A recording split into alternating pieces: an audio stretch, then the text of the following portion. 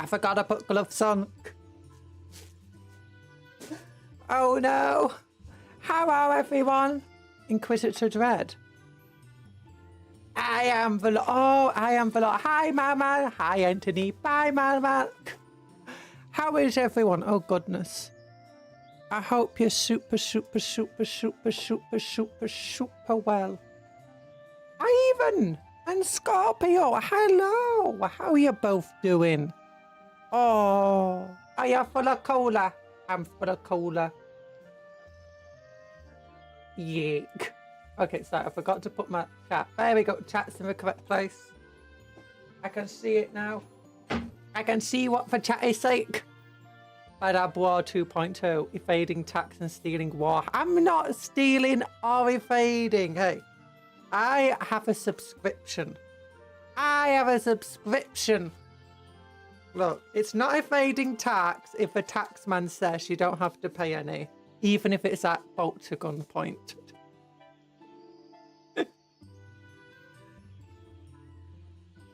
Oh, goodness. Oh, I'm slightly dizzy. I slept relatively okay last night, although I had one of those crazy dreams. Do you know where it feels incredibly real and it lasts forever? I had one of those dreams. How much did it cost a 1 minute chat on the magazine? The magazine, I'm not sure. I can't remember exactly how much I pay. I know I don't pay for full price if you just buy the magazine by itself. I think each magazine, just never mind what it has in it, it's $9.99. So I can show you. I can show you. Handcam. There we go. Oh. Not tax evasion if you count it as a business expense. It's true, and it is a business expense because my business is actually utilizing these.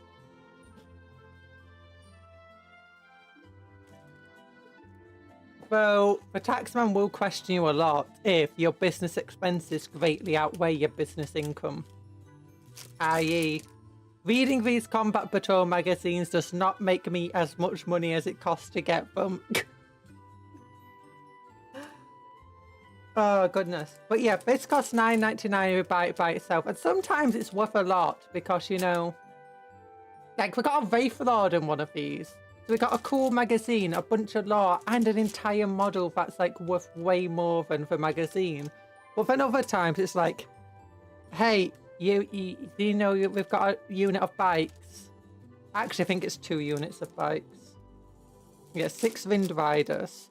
So that's part 1 of 3. So we get 6 Wind Riders, but you have to buy 3 magazines for it. So how much is a Wind Rider model? Do you want to go and look? Do you want to go to our favourite website? Hi, the Mongoose. How you doing? All the outdoor with bike. Yeah. Oh, look at this stuff. Oh, look at this. But that's not this. That's the Great Wolf. That's the Chapter Master. That's a cool Chapter Master. Almost as cool as Hellbretch. Cool new Terminators. Oh, look at them. I'm hoping we get some Sword Breath and Terminators when we get the new Black Templar stuff. But I don't think we're going to get loads of new stuff, to be honest. 3 squads worth. They give you 2 Wind Riders of a magazine. No, we get, Who else just imagined a White Scar versus Eldar death race? Oh yeah, that is. 2 I think that is 2 riders per magazine. I thought it was going to be like other magazines where they give you like the basis in 1 magazine with some of the pieces and then the rest of the models in the next magazine. Or actually it's usually most of the pieces in the first magazine for the basis and some of the remaining pieces in the next magazine. But yeah, it literally looks like you get 2 full bikes and a thing. So it's 2 models with, but look at these guys. We'll wait for the official Malum Cowdo miniature. Not sure if we'll ever get one. But yeah, I'm hoping we get a Sword Breath in with Black Templar. Or Rogel Dawn coming back for the Black Templar. Who else imagined a White Scarf versus Eldar Death Race? Do we actually get to see what Malum Caldo really looks like in Boltgun? I can't remember.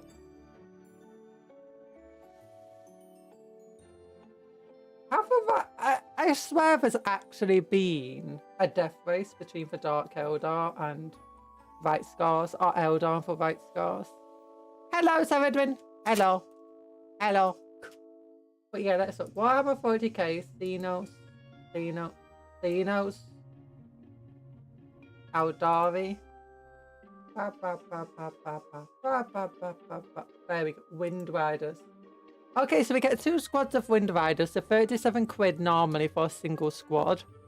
But with these magazines, you get 2 squads for only 30 quid. And you get a bunch of magazines with them.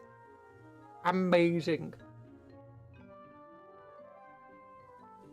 Also, do you want to see what for a new miniature is? Miniature of a week or month or whatever that you can get for free if you go to the Games Workshop shop. And you can get paints. Get paints for free. If you buy 10. Hello, Banry! The magnificent speeds of the Space Wolves confirm to me that Marines as a whole are quite dwarf-like. Yes, I know they are 8 feet tall, but they are stocky, you know. I'm not sure. I think each of them are based on different things. So you've got like the Space Wolves, which are Space Vikings, and I feel there's a lot of similarities between them and dwarves in general. Because both of them like the runes, both of them don't like magic very much. So yeah, you got the rune priests of the dwarves. I forgot to bring up chat on my phone, so give me a moment.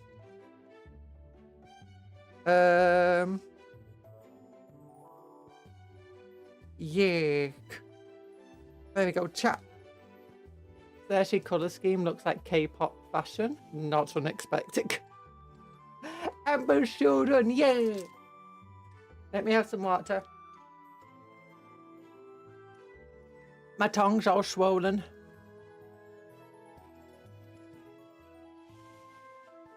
Yeah, I've got a blister on my tongue. Yeah, Space Wolves are very much Space Vikings and have, as a result, a lot of similarity to the Warhammer Dwarf range.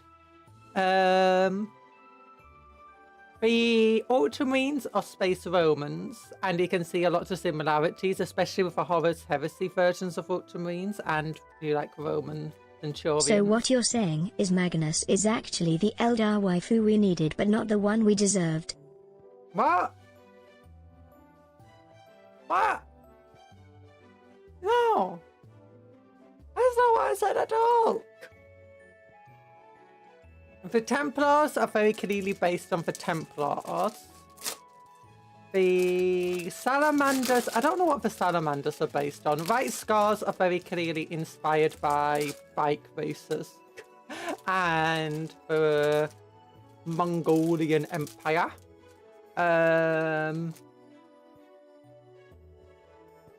Who else? Raven Guard, I don't know what they're inspired by. Or then birds. It came full circle with when How You to Train Your Dragon made adult Vikings Scottish. As movie dwarves had been for a while. Oh no. Oh, wait a minute, there's 2 things here. Oh, what's this?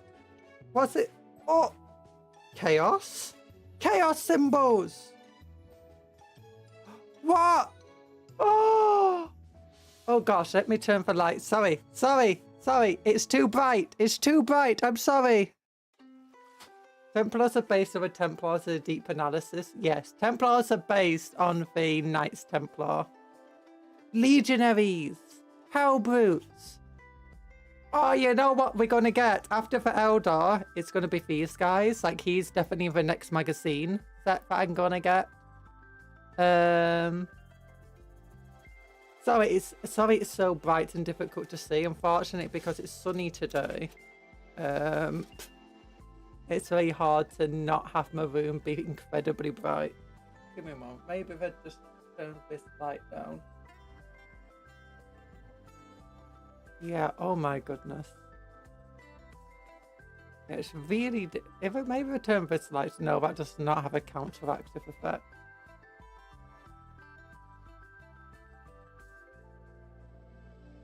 Yeah, I thought Eldar were for elves. Yeah, Eldar are kind of for elves, but for also heaven. Well, the elves in fantasy are quite inspired by Hellenic Greeks. At least the high elves are. Because if you look at them, they love their spear formations and their ballistas. And the Greek fire.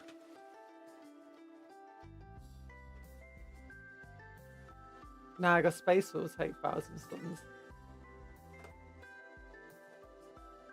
Space Wolves equals dwarves, 1,000 Suns equals elves.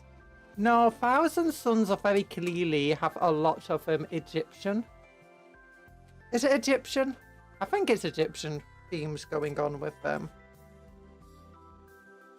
Or is it Persian? One of the groups are Persian, I'm pretty sure.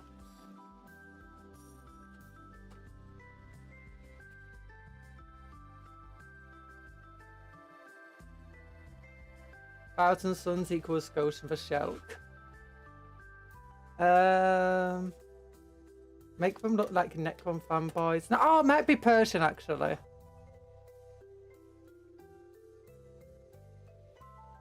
Oh gosh, this does not want to clip out this Hellbrute. There we go. Hellbrute cards. Thousand Suns equals... Wait, it's Alamin, isn't it? I think it actually might be Persian. Oh, look at these objective markers. Those are cool. I just wish we actually had these as models. Farsight. Ooh, what's this? Your Farseer is your warlord and has Farsight's enhancement. You can place it with Eldritch Might. Swords of Fate. Now, Derby, live on the brink of existence. A star patchel will make a Strands of Fate roll. Oh. Yes, Strands of Fate. Oh, Greater Destiny. Oh. Oh no, I've just seen a tower outside of a suit. I feel dirty. They give you 2 Wind Riders. Yeah, 2 Wind Riders in each of these 3 magazines. So that's going to be 6 in total. Which is 2 squads of 3. Oh my, how lewd you. Wait, have you not... What about Ethereals? Ethereals are just tower outside with suits, basically.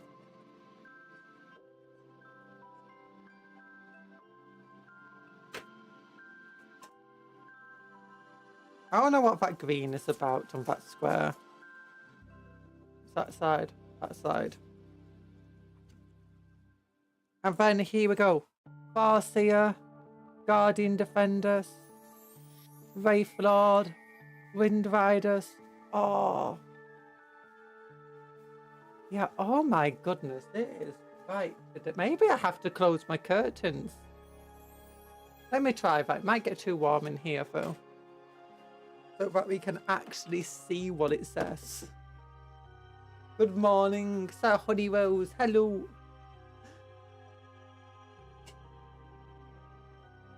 Good morning, everyone.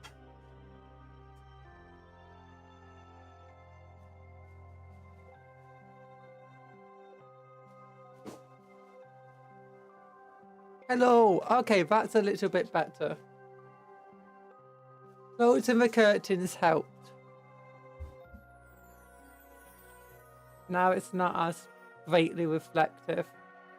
Yeah, these guys are cool. Oh, he doesn't have any of his special abilities in the Combat Patrol version. Yeah, Combat Patrol data sheet. Yeah, Combat Patrol data sheets aren't as cool as just generic data sheet. Oh my goodness, it's dark. Farseer. Guardians.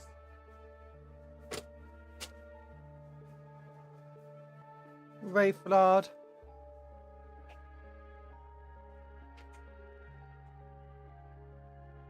And what we got, we're not building them today, but what we have today, Wind Riders. There's 3 other magazines here. You've got this one, look, big old incubi on the front with a Wind Rider.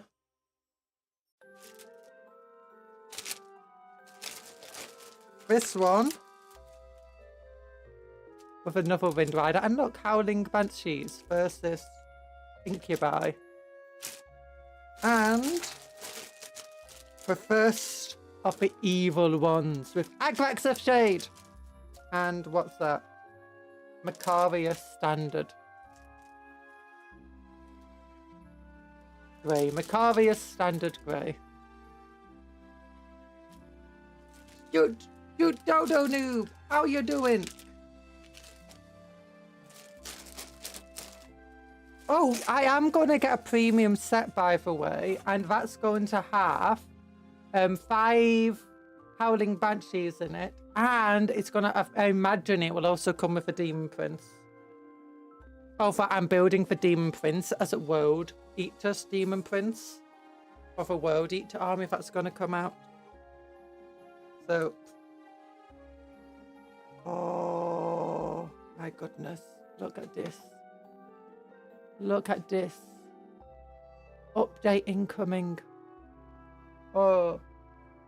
Sometimes extra information is released to update, clarify, or fine-tune the rules. All this information can be found due to the QR code here, which will take you to Warhammer community website. Yeah, we have favourite website! Do we sell paints separately now? GW is weird. Pants! No, paints! Paints! Well, we sold paints. Raw. Warhammer 40. Look at these. Look at these Wraithguard. We love Wraithguard. Wait a minute. I should be getting Wraithguard soon. I've not got the Wraithguard yet. Oh. Oh. Combat Patrol Collection. Oh, look at that. You can see the next 2 sets of Wind Riders are there. Oh, Swooping Hawks. Introduction to the game. Strike Force Octavius. It's blurry. Oh, the Fardengeist Swarm. Yeah, that's a combat patrol we've already got, and we turned them into Black Templars already.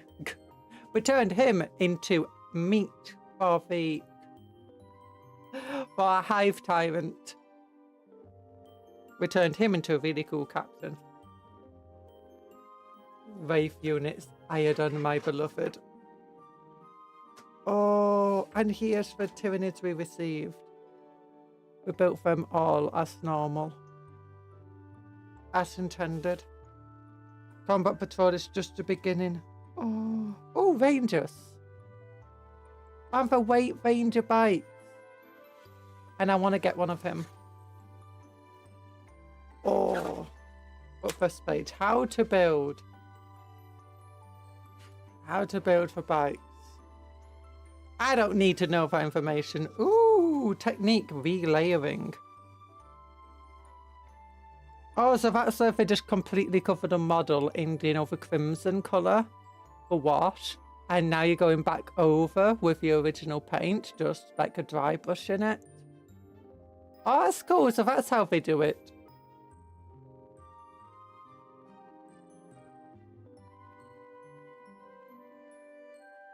Painting thin layers. Well, if it ain't dry brush, you just painted thin layers. I find it easier just to dry brush when you're doing relayering. To be honest, I kind of prefer that look over that look when it comes to this one. Like, look at that belly. Look how terrifying it is. And grossed out. It's a 3 different Wind Rider magazines painting guide with 2 Wind Rider magazines each. Kind of, yeah, we'll get through them all. These ones just telling you how to build your Wind Riders. The next ones will probably tell you how to paint them as well. Oh, Wraithbone, relaying your textures. Oh, that's cool information. Relaying your Space Marines. Work in progress, before, after. Oh. That one's almost finished. That one's basically finished. He's got so much work left to do. That one's finished.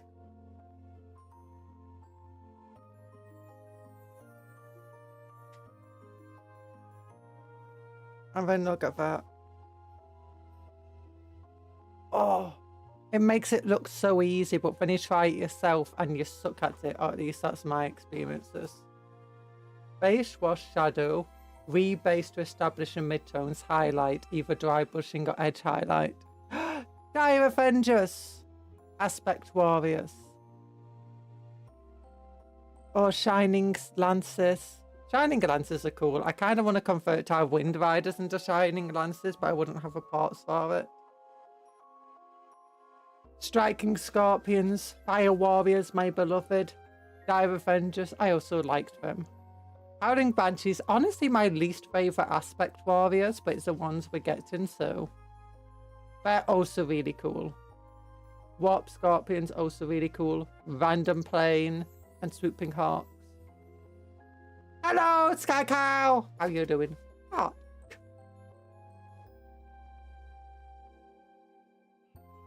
Lance bikes, almost as cool as the lance horses.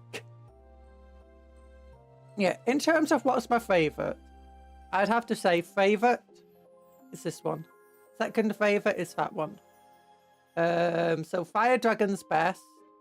Death Dude's incredibly cool. What's second favourite? After that,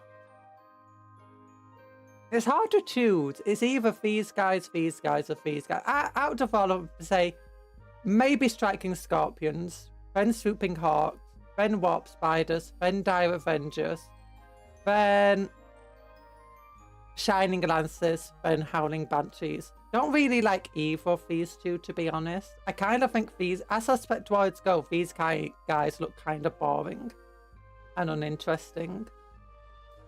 These ones, I don't know. I always just feel like they're just too much of a pushover. Howling Here Banshees. is your daily reminder that Crimson Hunters, yes the plane model, is an aspect warrior and you used to be able to have exarch abilities. What? So that's why it's in the picture.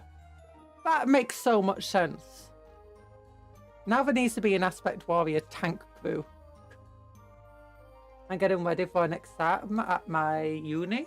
Oh! Bossing. Oh! I'm bossing. Coda. Hello. How you all doing? Yeah. Let me turn this light off. Oh gosh, that's a bit too dark. We're just gonna have to deal with the reflection on the magazine.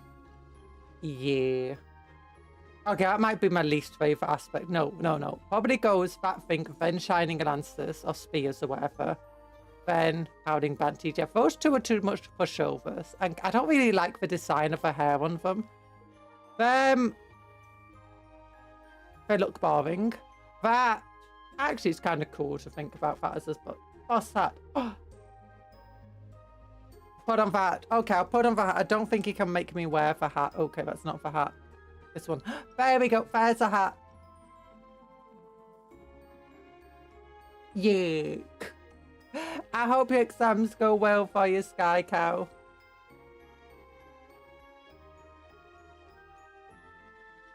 Hope you've been studying hard. Hat! Yeah!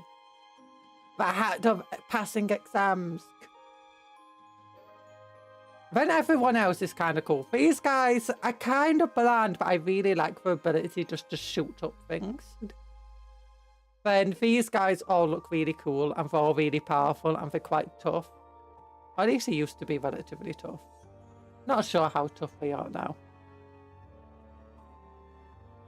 I'll probably get some fire dragons eventually. There are many aspects of Cain for bloody-handed god.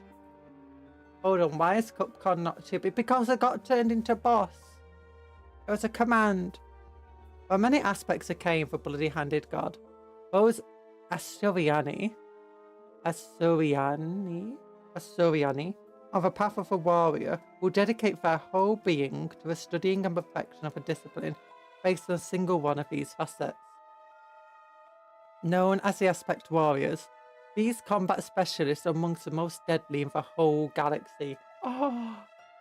And still, the Shadow Spectres are still shuffled off to the side, very sad. Yeah! The Shadow Spectre models look so cool! I'm actually sad that I never got a chance to have them. Don't want to repeat the assignment. I don't remember how were... Materials? I don't know. I don't know what materials is said in English.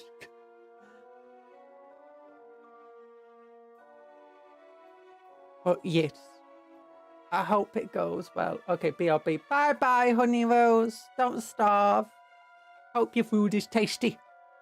Aspect Warriors, who together form a Craftload's elite fighting force, serve at shrines that are dedicated to a particular path of a warrior, part of a path of a warrior, where they follow their fellow Aspect Warriors, spend years of their lives drilling and training to become experts at their chosen fighting style. The name of a class at universities. Oh! I have no idea, I just called it class.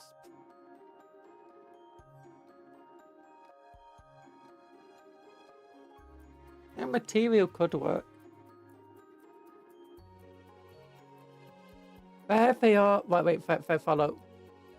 Drilling and training to become experts of a chosen fighting style. Few warriors anywhere in the galaxy can boast as much familiarity with their weapons and equipment as even the most junior of the Aspect Warriors.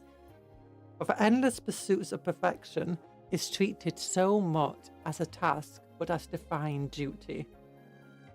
Assignments, signatures.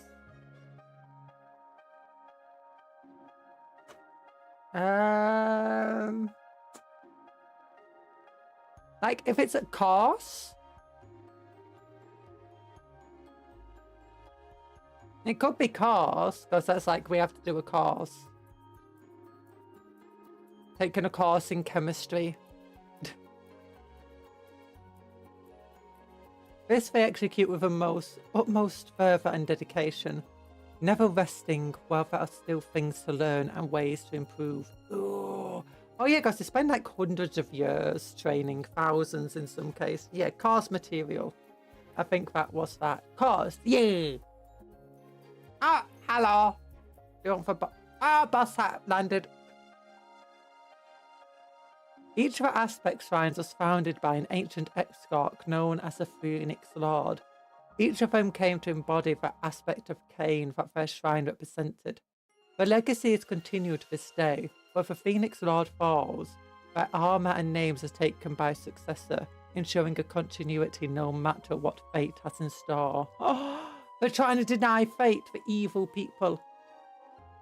The Dire Avengers.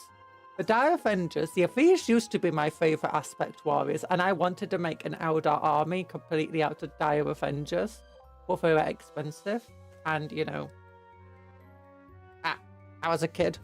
I had to make choices. The Dire Avengers are founded by the first Phoenix Lord, Asuman, and they are one of the most numerous types of Aspect Warrior. They represent Cain's unquenchable thirst for revenge against the hostile galaxies that so mercilessly treated the Eldari species. The Dire Avengers are a tactically flexible unit. They can adapt to all manner of battlefield challenges. They go to war armed with Avengers shooting catapults that shred their targets with volleys of razor-sharp projectiles, a fitting symbol of the unworthiness of their foes to die a clean death. Oh. No, materia is not material. It is either course, I think it's that, or matter.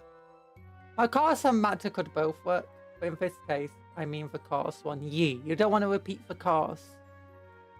Makes a lot of sense. Where their name and armor is taken, do we tell them it's more like being overridden by the Phoenix Lord's soul? Wait, but what if you're like, oh, what's his name? What is his name? Various Call. Do you know where they tried taking over the mind of this kid? And the kid was just like, you know what? My mind's stronger. And like, he kind of just absorbed the other soul into himself. And now he just keeps absorbing souls into himself. Could you imagine that of a Phoenix Lord? In which some Eldar dons the armor of a Phoenix Lord, right? And everyone is like, this isn't the Phoenix Lord I remember. And it's because the Phoenix Lord's soul was absorbed by the new kid instead of the other way around. That would be cool.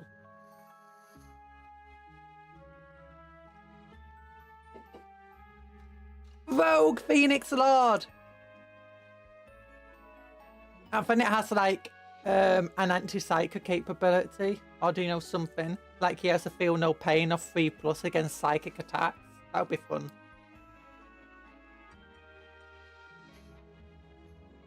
Yeah, Asserman.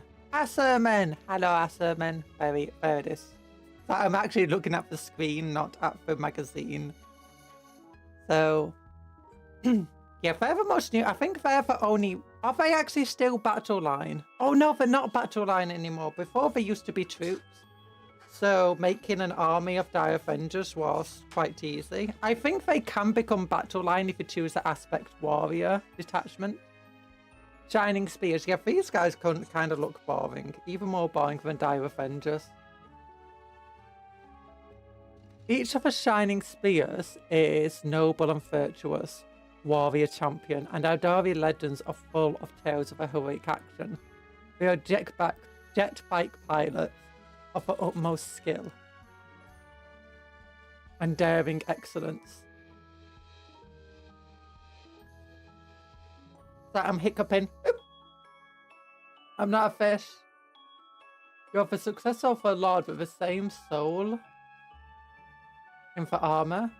The entire mannerisms change once the armor is donned. It's kind of scary as the person just gets erased. Yeah, but could you imagine if it was the other way around, though? Like the person just wasn't erased. Yeah, these are space elves. That's why they got the tall helmets, to keep all the hair in. Wait. Are those the new scorpions? Yeah, they're the new scorpions.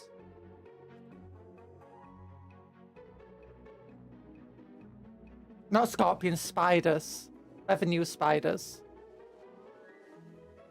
It's just that all of the rest of them have the models. Oh, wait a minute. Fire dragons don't have their model. It's just a picture. Yeah. They are jetpack pilots of utmost skill and daring. Excellence not just in raw speed, but their accuracy and ability to execute complex aerial maneuvers that are far beyond the abilities of other species. In battle, they use their speed to strike fast and hard at enemy lines in a flurry of laser fire. They are famous for their persistence and eventually even the soundest defenses wither under the repeated deadly charges. You know what actually happens though in the real game? These guys die instantly. They get one chance to charge. They get one chance, and if they don't win, they die. And if they do win, they're probably going to die straight after. It's the same for most Eldar, to be honest. There are ways to save them, mind you. I think there's a skill that you can activate, not skill, stratagem you can activate in any phase that allows you to remove a Dark Elder, not a Dark Elder, one of your Elder units off the battlefield and put them in reinforcements. Which is pretty fun.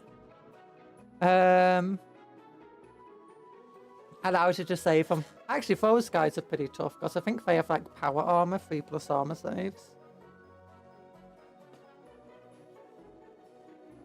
Warp spiders are named after a small spider-like creature that crawls through a craftworld's infinity circuit. Warp spiders are trained to make small warp jumps using ancient dimensional devices that they wear on their backs. This allows them to appear suddenly by an enemy, unleashing clouds of razor-sharp wire at high speed from their death spinner weapons. The Eldari who train to fight as warp spiders are considered amongst the bravest of warriors. But they must not only risk death in battle, but they must also face the perils of a warp. Seeing elves is making me pull out the Book of Grudges. No, Noah, don't pull out the Book of Grudges! I'm pretty sure the Photon and Eldar get along, don't they? Relatively well, at least not any worse than other races. So it's pretty friendly by Warhammer standards. They hit something, it explodes easily. Scorpion, spiders, potato, potato. Yeah. Explodes easily and then they are left in the open. You just gotta hope they aren't the only thing your enemy needs to deal with. Although you probably just ate to tank. Listen, far more tainted all the elves for me. Even the dark elves! What about the Kashyyyk? Who might actually be elves. Technically. What about wood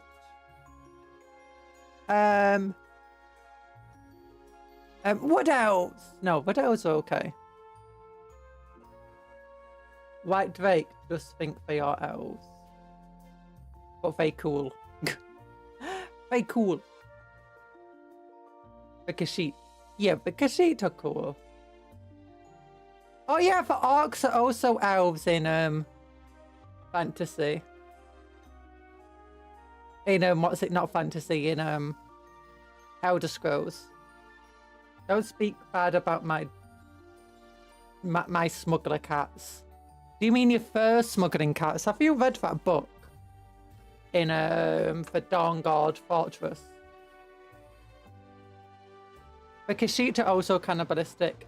Argonians also cannibalistic. Nords have been cannibalistic in the past.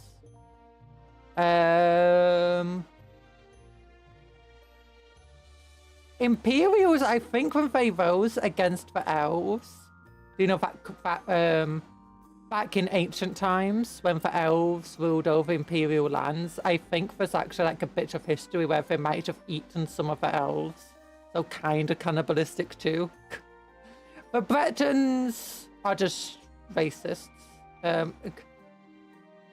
half elves actually, aren't they? Well, they're not quite half elves, but they are elf descendant. Don't judge. Humans are also cannibals. Yeah, but Kashyyyk do it better. They look cuter. And they're very handsome in what's it called? In Oblivion Remake. I just turned on my air conditioner for those who are wondering about the sounds. Oh yeah, for warp scorpions, that's what I wanted to talk about. I think in old rules, warp scorpions actually had a pretty decent chance of being lost to the warp. Because one of the things is they came in from Deep Strike, right? And there's a chance that when they did, they would all die. Or at least some of them would. But then, I believe was like some sort of rule where they could do like a special jump. But then you had to like roll a dice for all of them. And on a 1, that model died. I swear there was something like that for warp spiders.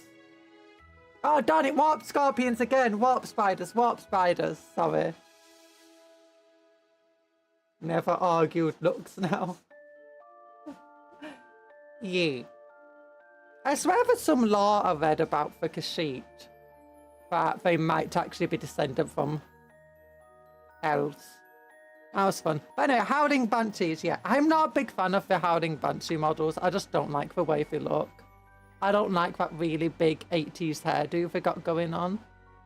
And the helmet's kind of meh to me. I don't like the general colour scheme for them. Are we winning? Yeah.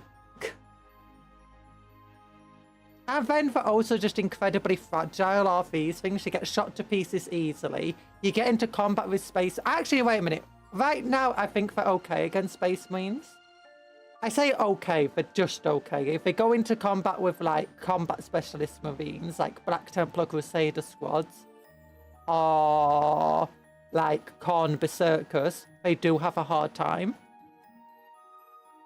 But it used to be that you charge Howling Banshees into Space Marines, and averages actually said a Space Marine squad would beat you up. But it's like, okay, I get 3 attacks each, hitting on 3s, wounding on 5s, and then you get a 3+ armor save. And then you get 1 attack each, hitting on 3s, wounding on 3s, and then I get a 5+ armor save. With a 5+ invulnerable save in melee. It was something stupid like that. Liquid jump would be their teleport. Yeah.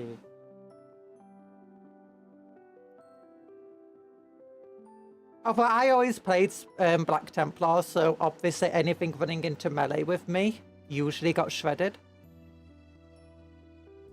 So, and Howling Banshees were one of those units that are incredibly expensive, but also they really struggled. Like, you go up against orcs, and it was like, there's just too many orcs to fight for a squad of Howling Banshees, and the orcs are just too tough and get too many attacks in return.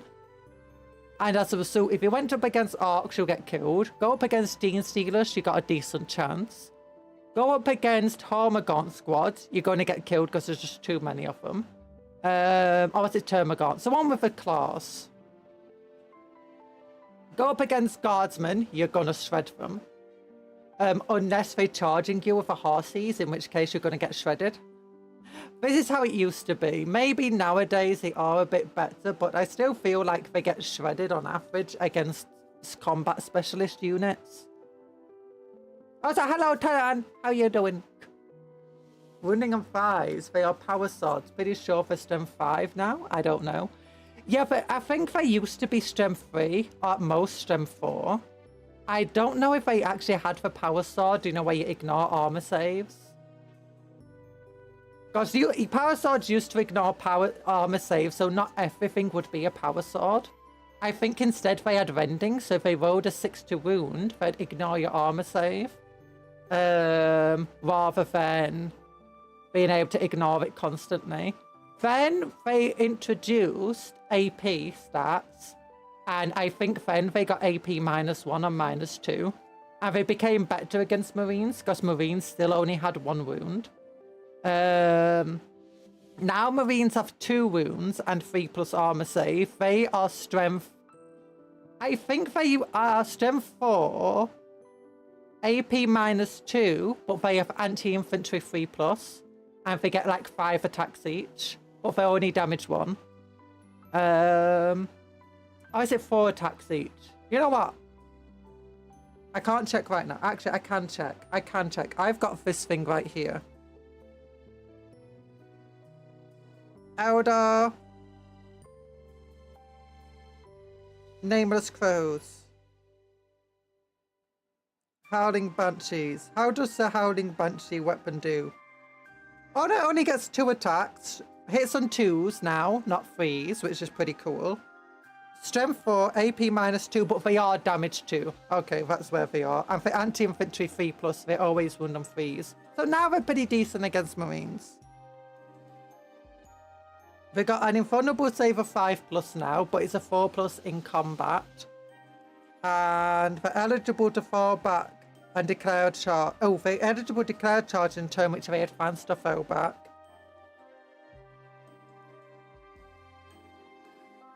So 8 attacks from them, hits on 2s, 7 and a bit. Just less than 7 hit. Wounds on 3s.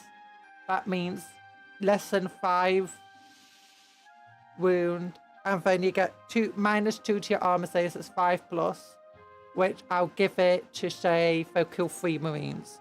Then you got the Executioner on the Exarch, who gets 3 attacks, that hits on 2s, is strength 6, AP -3, damage 3, anti-infantry 3+, so it's actually good against Terminators. Warpedia, go! Advance and charge in an enemy. That is scary. Fast is already disgusting. It's actually only 8-inch movement on them, which is decent, but it's not faster than a lot of units. The main thing that they get is Eldar have something called agile maneuvers. So they can give themselves an extra 2-inch movement, or they can advance faster. And so on. Or even ignore your fire overwatch. That actually makes them a lot tougher. Being able to move incredibly quickly towards your enemy and then ignore overwatch is insane for a unit like this. That's otherwise quite fragile. They have 4+ armor now, which is nice. They used to be, I think, 5+. Still only toughness 3, and they've got... Oh, the Exarch actually has 2 wounds. That's cool. Ooh, not all of the... I'm so used to sergeants now just having the exact same stat line as their squad. But actually, yeah, 2 wounds on a sergeant. That's cool. The pistols kind of suck. Well, they can be fired in the same turn that they do a advance, because they got the assault keyword. So yeah, they're pretty cool. They can be dangerous, although I'd still imagine they'll get shredded in combat with, like, you know, Templar. Because what does a Templar do? Each Templar gets 5 attacks that hits on 3s, will wound them on 3s, and then they'll get a 4+ invulnerable against it. And it will kill. So it's like we're charging to a squad. Yeah, they'll struggle. And against Stern Guard, they'll also struggle, who will be getting 4 attacks each. We call it Toughness Eldar for a reason. Just assume you're wounding on a 4+ for nearly any attack. Unless you're a Space Marine, in which case you're wounding on a 3+ for nearly any attack. But anyway, yeah. Howling Banshees are an adept close combat unit who are almost as famous for acrobatic grace as they are for their howling and deadly battle cries. In battle, their blood-curdling cries are amplified into deadly shockwaves by their Banshee masks, causing often fatal nervous system damage to foes nearby. Any foes who do withstand this aura onslaught are swiftly dispatched by the Howling Banshee's deadly blades, which they wield with expert precision. Wait, do they even get that battle cry anymore? Let me look at their stat line. Do they even get some cool battle cry? Well, they don't have a weapon that gives them a cool battle cry. Aspect Shrine Token. Oh, they have a Fight's First special ability. That's cool. Battle Focus. Okay. Once per battle, for each Aspect Shrine Token on this unit, you can change a result of 1 hit of wound roll to an unmodified 6. Yeah, they don't have any Scream capability. There's no... They don't get a Scream attack as a weapon. They don't have a special rule that gives them a Scream. Maybe their Fight First comes from the fact that they scream at you and you kind of stop working.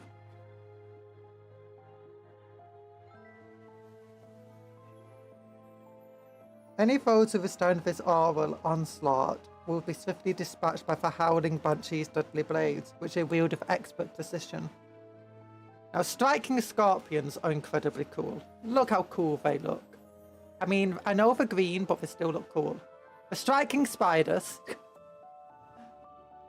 There used to be an ability to deny them as a target for Overwatch, last I saw, which is fun.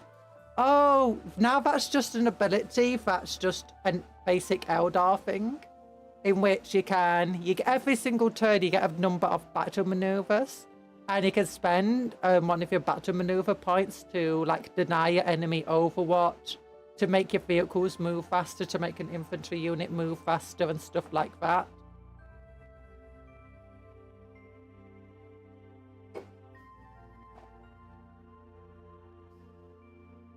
Striking Scorpions. The Striking Scorpions are expert hunters who are widely feared for their sudden attacks. Aided by psycho-reactive armor that moves silently with them, they use shadow and stealth to spring their trap. When it is time to attack, all attempts at subtlety are suddenly abandoned, and the striking scorpions descend on their foe with murderous fury. With their chainsaws roaring, they let loose deadly shuriken fire and shoot needle-like shards on the helmet-mounted mandibles. Oh yeah, that's cool. I saw an animation called Bolted and Chainsawed or something like that, and it had like these dudes versus some space marines, and they were cool.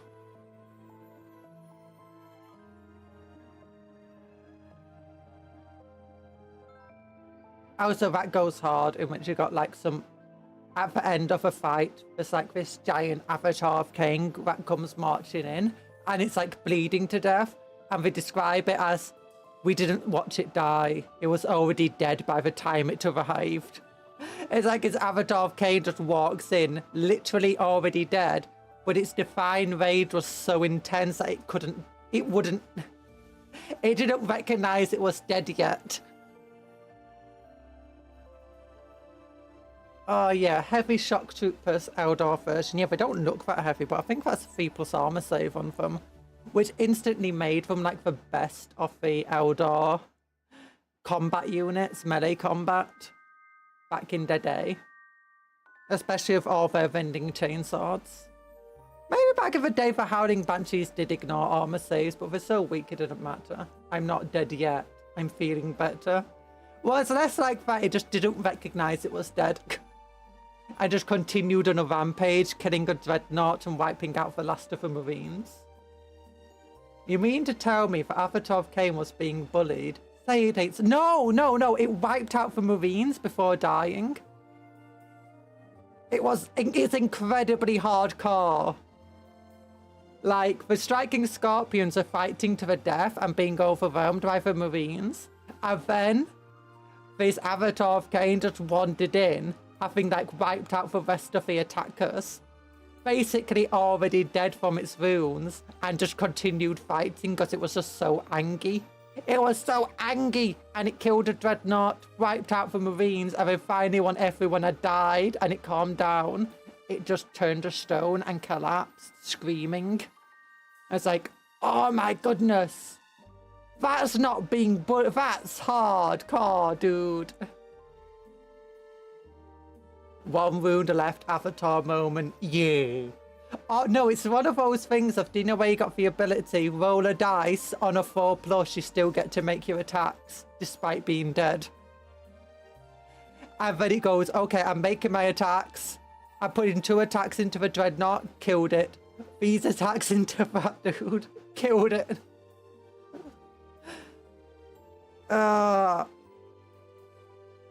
Hardcore. I think it's not as bad as a Swarm Lord, though. The Swarm Lord gets treated even worse than the Avatar of Cain. Like, Avatar of Cain at least has cool moments, like the time when it's like, oh no, we're being overwhelmed, do we need to flee? But the Avatar of Cain, we can't bring it with us. And then they come back with an army. It's like, okay, we come back with an army, we can beat the Tyranids. It's like, where are the Tyranids? Avatar of Cain just standing there, surrounded by charred corpses.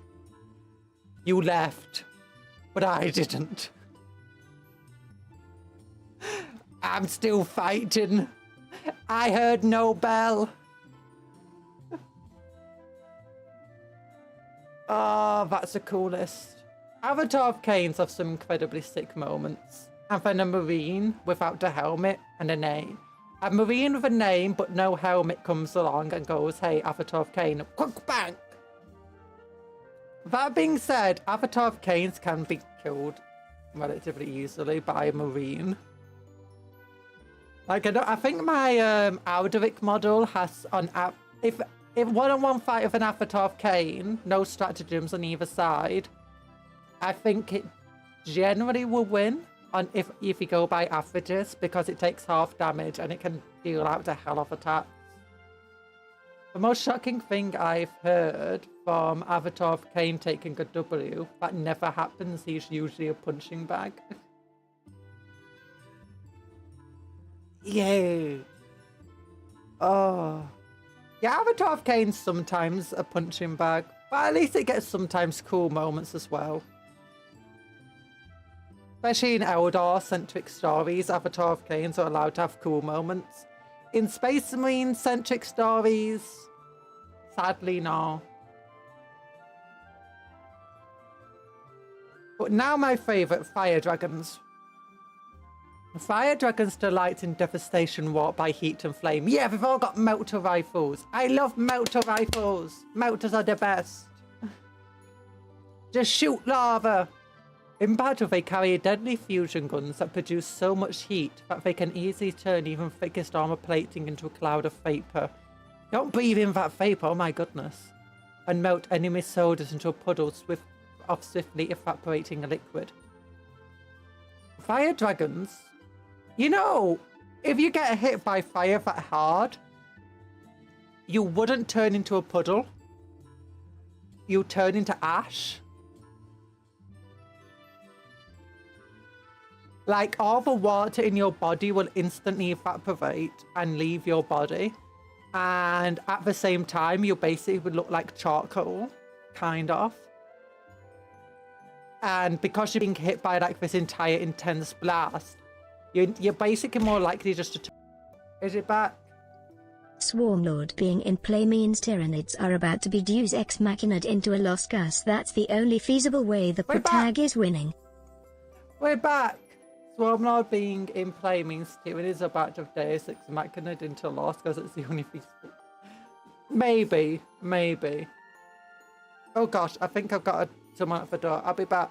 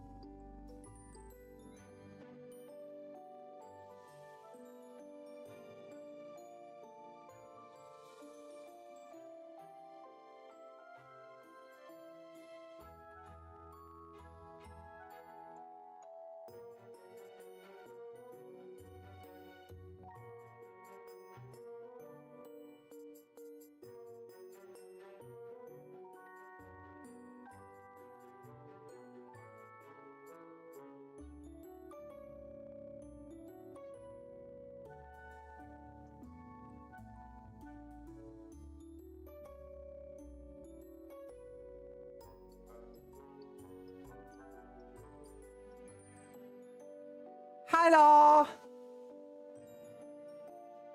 I'm back. Okay, I got some letters I needed a sign for and on brown envelopes to Cupcake Conjuror.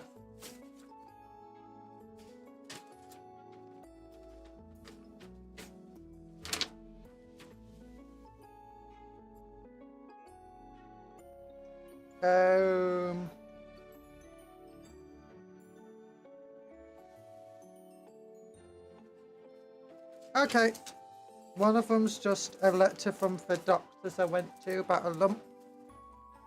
And the other ones are... In fact, the basically just is a report to my doctor. They sent me a copy of a photo.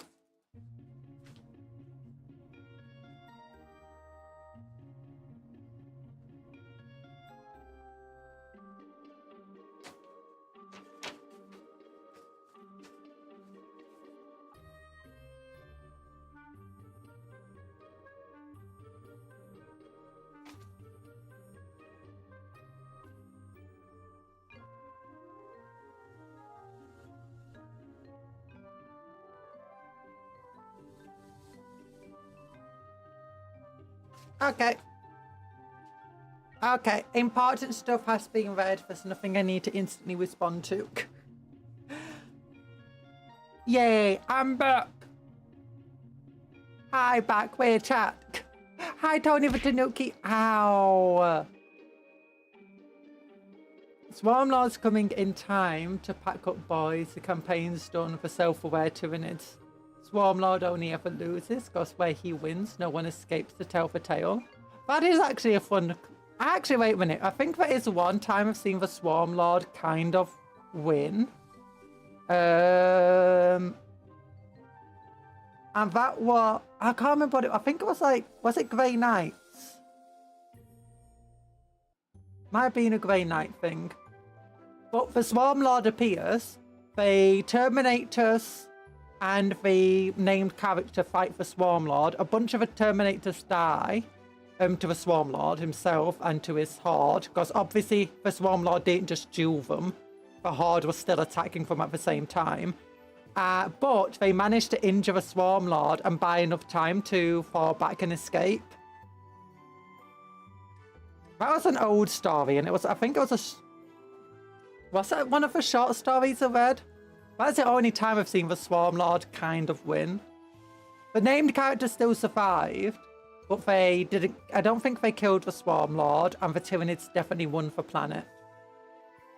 That being said, I think the Grey Knights were only there to recover a relic or something that was on the planet. And they succeeded in their job of recovering the relic before the Tyranids could get hold of it. Well, not just the Tyranids, but before Chaos or other things could. Yeah. And I mean, the Swarmlord still got his butt kicked in the end because he was injured enough that he couldn't chase them.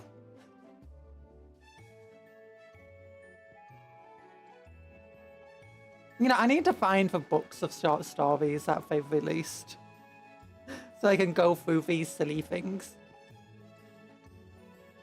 Or maybe it was in a comic, not a comic, a codex or something. I don't know. But here we go. Fire dragons study the weak points of enemies in such detail that the mastery of a topic transcends simple technical knowledge. And on the battlefield, their understanding of exactly where to fire is more like a deeply held spiritual truth. Winning by points v winning by annihilation? Yeah.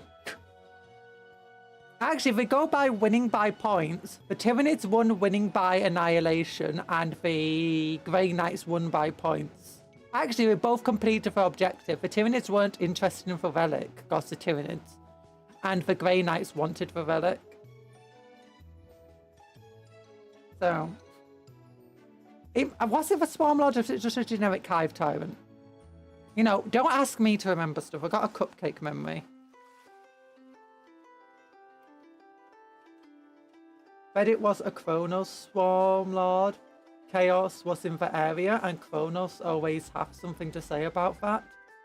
I wish Space Marine Tunids were Kronos. That'd be so cool since Thousand Sun showed up. Oh, that would be cool. And also be a different Tyranid variety in games. You stinky. I'm not stinky. So sad. I have to move my head out the way. The Dark Reapers represent Cain in his aspect as a destroyer. And this symbolism is shown with the frightening skull helmets. They're not that frightening, they look kind of adorable. Look at this adorable fella. Looks like a little cartoon skull. Can I? Yeah, it looks like a little cartoon skull. You know? They're cute. They're cute, adorable fellas. Yeah. The Dark Reapers deliver death from afar. They are expert snipers. The weapons they use have such a great range, and their armor is especially adapted to their use. Their helmets are bristling with advanced sensor technology, and they are mind-linked with their weapons, allowing them to see directly out from the muscles of their missile launchers, and increasing their already fearsome accuracy. Yeah, Dark Reapers used to be absolutely insane.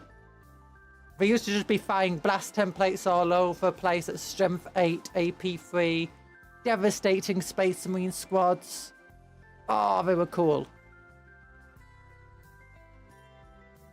And I actually think it was just an Exarch or Dino for Phoenix Lord that did the strength 8 AP 3 one. Something like that. And I think they just fired normal shots, maybe.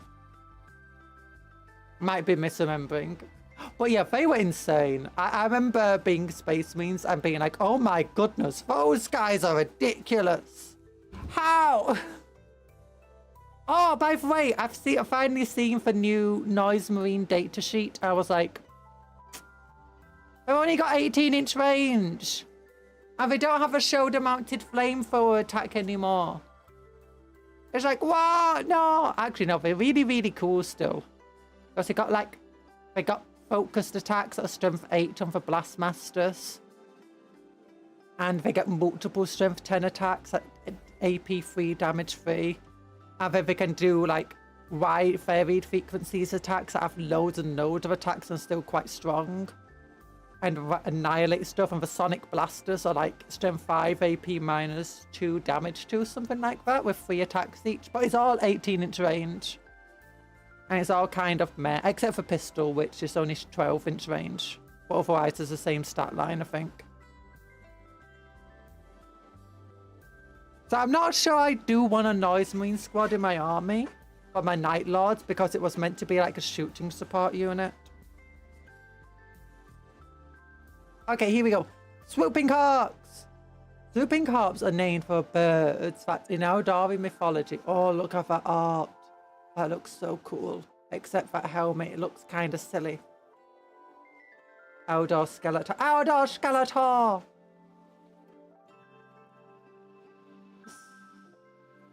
Space Marine to Dark Reapers.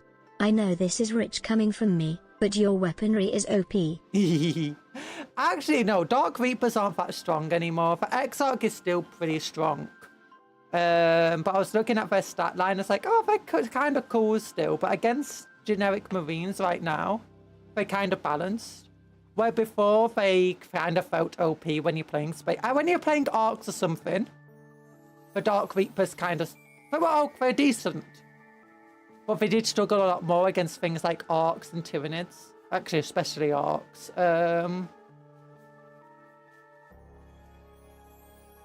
Eldar they did pretty well against, actually. Hello, $2,500. What?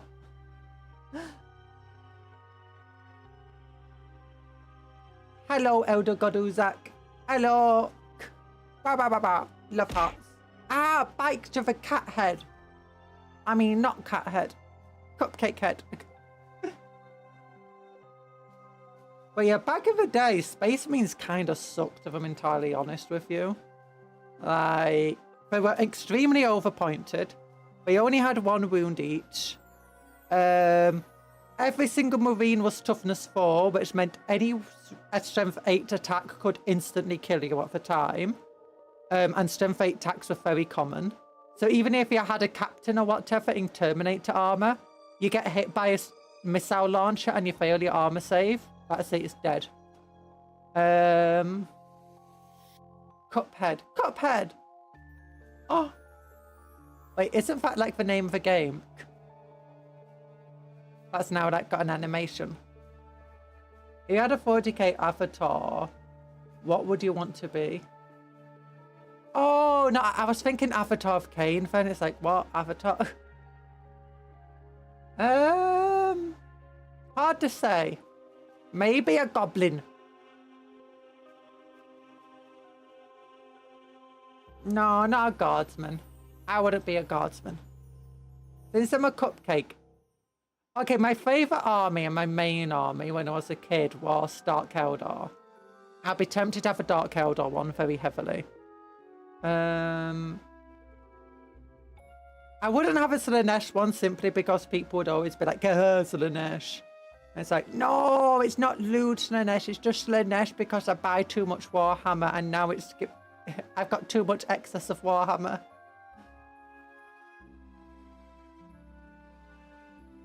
Maybe I will play.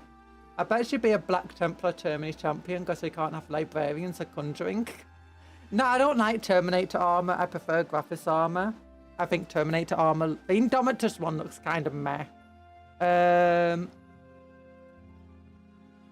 prefer the... If I was going to go Terminator, I would go for the Horus Heresy Pathogen over 1. That looks really, really cool. With the cool shoulders. Actually, wait, my old model already has shoulders like that. Yay. Silver ribbons of the shoulders and military things. Yeah.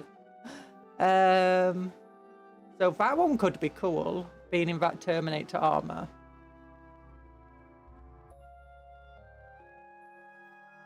I wouldn't go Black Templar though. At least not lots of the symbols, simply because of the reputation Black Templar has in the community. It's similar to a reputation that Krieg have.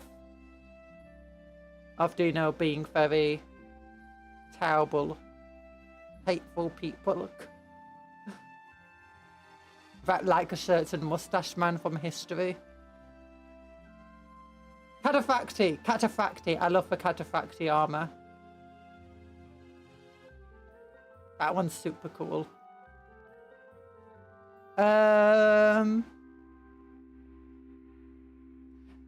I mean, I have to be a librarian or psyker. Eldar would be pretty good because they got psychers. So being an Eldar Farseer would be good. There's no vampires, are there, other than Blood Angels. I don't like Blood Angels enough.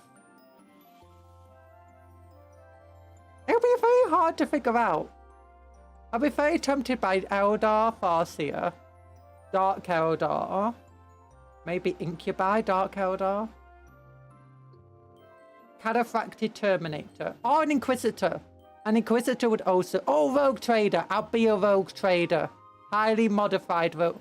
But actually, no. There's... Oh, Night Lords have a vampire, so I think Night Lords are cool.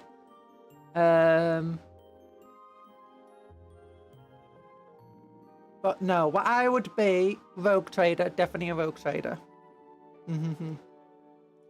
And I'll be, there's this thing in the Warhammer.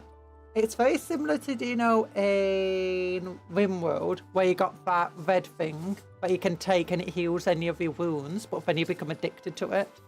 There's something like that in Warhammer, which effectively makes you kind of like a vampire. Incubi. Yeah, Incubi are cool. I love Incubi.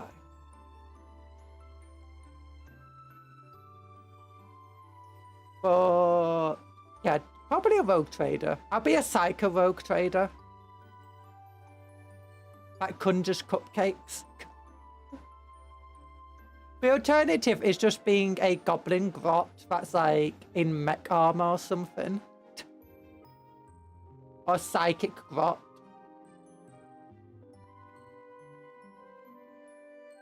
The irony of you wanting to be a Farseer. The irony of you wanting to be a Farseer, Lysdexia and all. Yeah.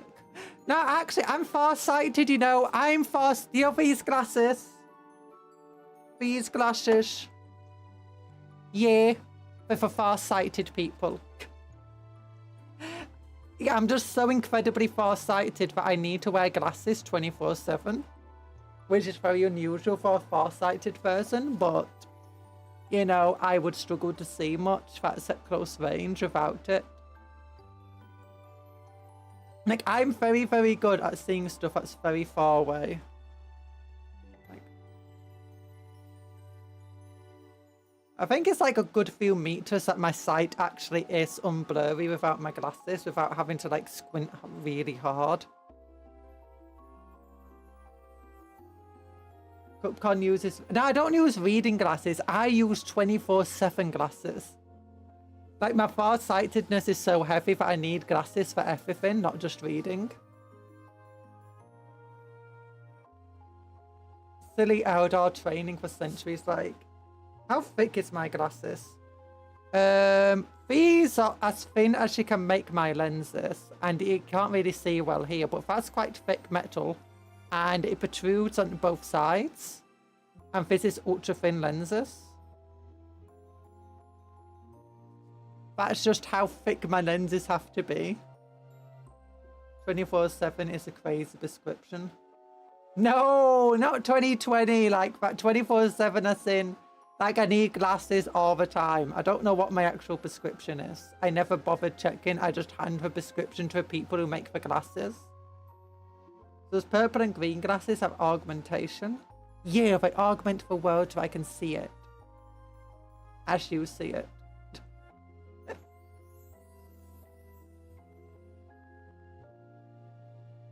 Silly Eldar training centuries to be a Farseer when I could just pick up those glasses and become one immediately.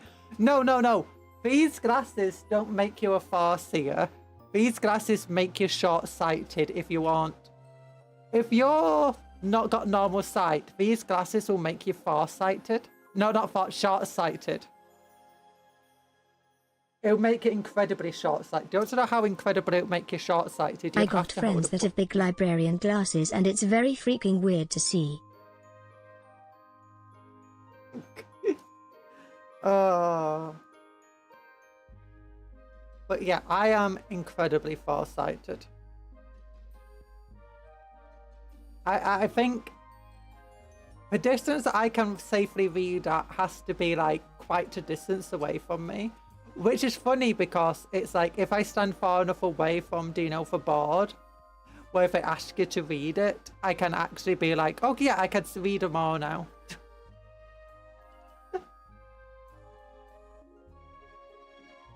Looking like Bubbles of the Trailer Park Boys. I have no idea. I've not watched that before.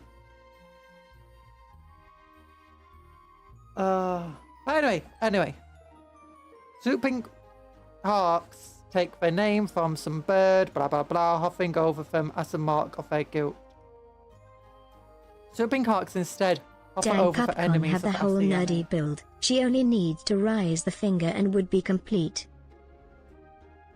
I only need to rise the finger. Which finger? Bam. Bam. Bam. Bam. Bam. Bam bam bam bam bam bam bam bam bam bam. Rise the finger.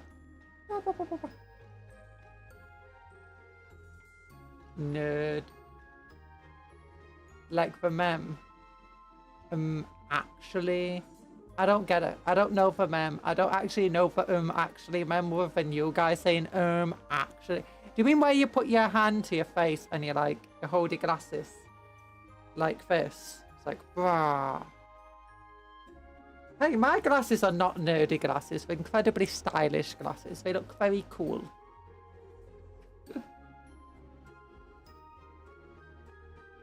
I also don't have big buck teeth.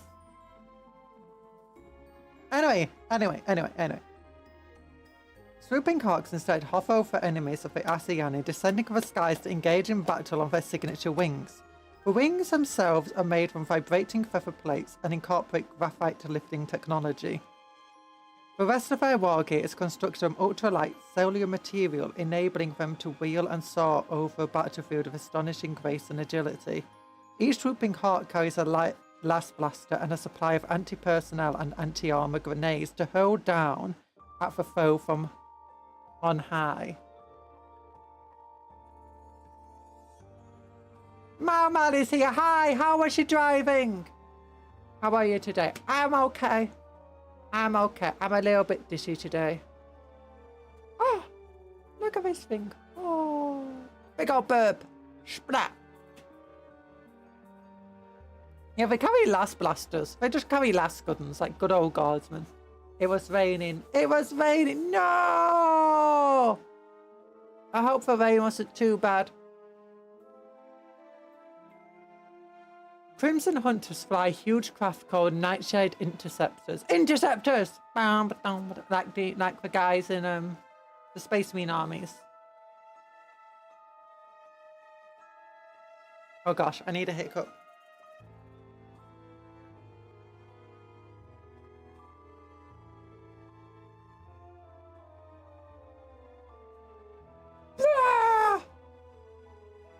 Not a fish.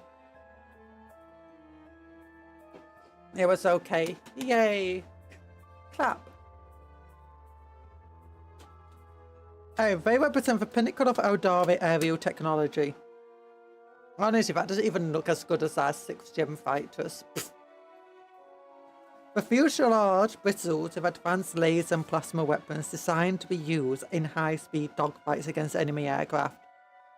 Why dogfight when you can just use missile? Or laser at 200, at like 500 kilometers. But after work traffic plus rain plus tired, oh no. Big hugs to Mal. Big hugs. Now, during the relentless training, the Crimson Hunters fight duels against each other using the same craft and weaponry as they do on the battlefield, albeit adjusted to sublethal settings. With a formidable speed and highly trained reflexes, they are more than a match for any pilots in the galaxy. Why do I even have a Dark Elder looks better, even though it looks no different? Yeah, Ford Raven is way cooler. I used to have one. But yeah, here we go. That's the rest of the magazine. Next magazine!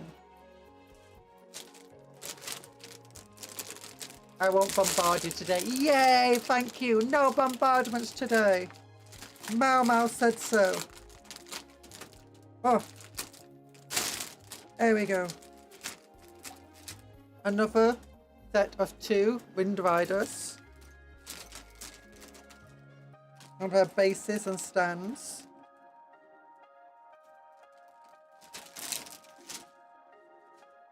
That's an incubi.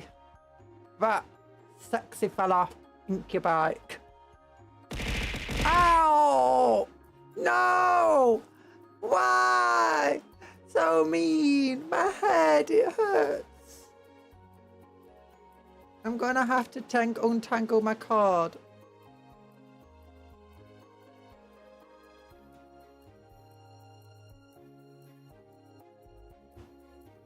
Mau Mau, they broke the law. Now what's up for back here? Oh, we know what's coming.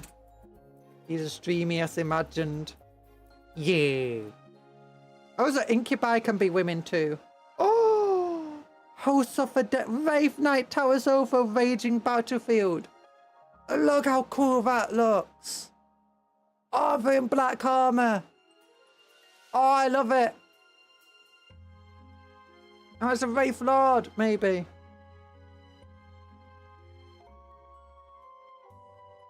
Oh no, that is also a Wraith Knight. It's just a tiny one next to here. Hosts of the dead. Even death does not end the surface of great warriors for Eldari. They must fight on when their craft world calls on them. Look, he's ready for a Yu-Gi-Oh! Duel. Look at that duel disc there. And look at that duel disc on him. Oh, wait a minute. This looks kind of like, if we imagine it as Yu-Gi-Oh! That's Yugi being ready to duel someone, and that's Yami about to carry the entire match. Wraith Knight. Oh, yeah, that is a Wraith Knight. Are you sure that's a Wraith Knight? It doesn't have any shoulder-mounted weaponry, and it's got the shield. I think that's actually a Wraith Guard. You know, the Blade Guard one? With a sword and the shield.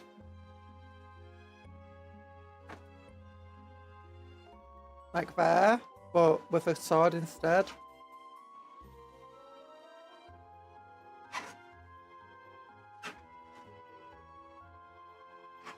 Is that called a Wraith Knight? Is that actually called a Wraith Knight? Why make female incubi when succubi is right there? It's because incubi is a title for a rank within the Dark Eldar. It's like what it's for one of a few honorable Eldar of the incubi. Wraith Titan and Wraith Knight. Are you sure it's a Wraith Titan?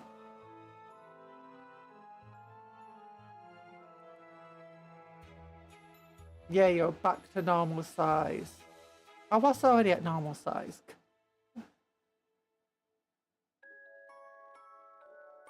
I'm so confused. Are we sure that's a Wraith Knight? Oh no, it's a Titan. You're right, that is a Titan. Mate, that's too small to be a Wraith Knight though. One Wraith Knight's like up to here on a Titan. Or maybe that's like the really, really big one. That's not her normal size. Cupcake. No! No, don't! Don't do it! Don't do it! It was meant to be a question mark.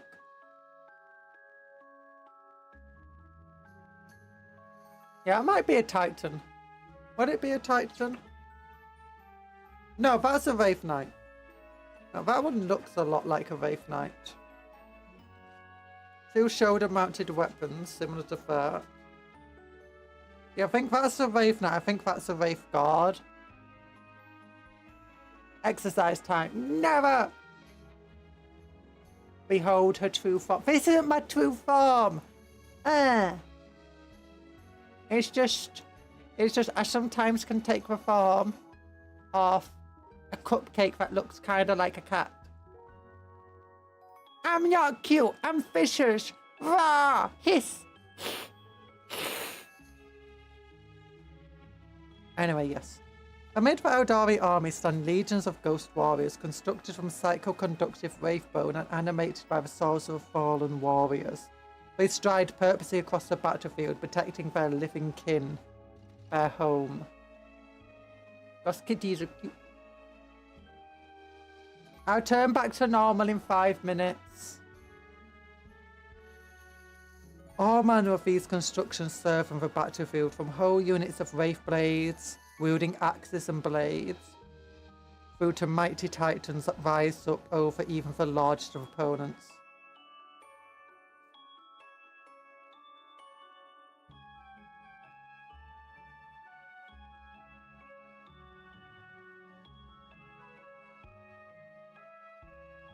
I feel like something's wrong here. I can't hear the background playlist. Cat meow meow meow. Give me a moment.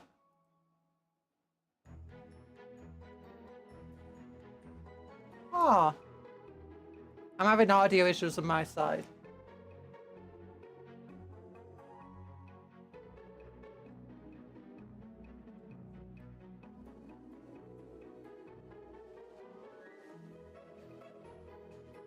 Okay, I don't know why I can't hear anything.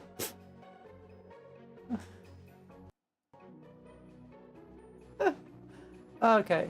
More like a banana one. We should make her a banana next. No, I'm not a banana either. We're stuck with Kit Kat Con. Yeet. Don't yeet me. Ow. Shake. Yum, yum, yum, yum. Okay, the wraithbone body is responding in an organic way to psychic energies, moving in a way that is completely unlike any other construct of a galaxy, and using technology that no other species has been able to replicate. They are stronger than plasteel and more resilient than ceramite, and will gradually heal from any damage they do suffer, meaning that a ghost warrior will never be off the battlefield for long. Yeah! Steak for a cup. That was not a steak, that was beans. That is that good one. Oh, the Drukhari. Look at that poor little Tau.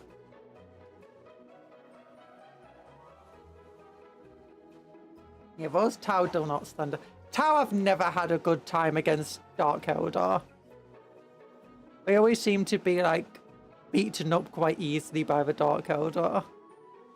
The Ghost Warrior constructs that serve in the Asuryani armies do not see the world in the same way as mortals around them. Neither do they see the way machines do, probing the world with sophisticated sensor rays.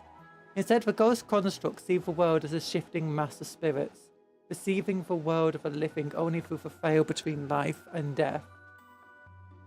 When called on the war, the craft world's spirit seers deploy alongside the ghost warriors, acting as a bridge between the realm of the living and the world of the dead, guiding their wraith charges onto the... Oh, that's what that 1,000-yard stare was. It was the stare of I can hear the voices screaming from the basement. Where's the music? No! No, it wasn't. There's no voices in the basement because there is no basement. Not anymore. There's only foundations. Which reminds me, I hope Charles Foundation's okay now. When called to war, the craftworld spirit seers deploy alongside, acting as a bridge, guiding the wraith charges onto targets and lending their clarity and focus to the ghost legions. You know. Oh. Hello. We buried him in... No, there's no... We didn't bury anyone in concrete. There's no basement. I'm back. Yeah. I don't need protection. It's fine. It's fine. They can't turn me into anything anymore. Quick banana. No, no banana. No banana. I'm safe. Good.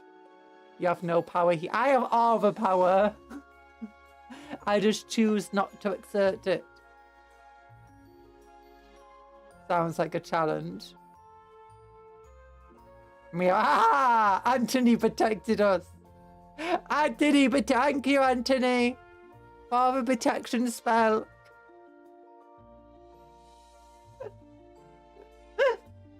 Can't turn me into a banana when it.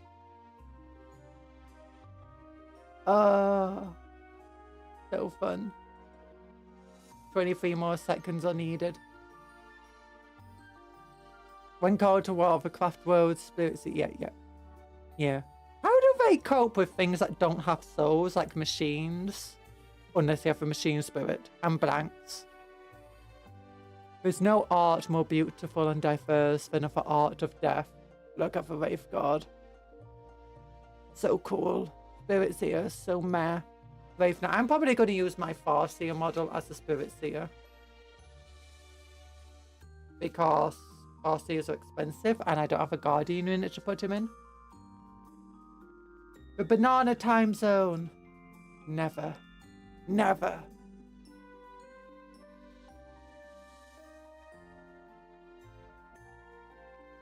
Someone's got to do another meow command before then. Or a hat command.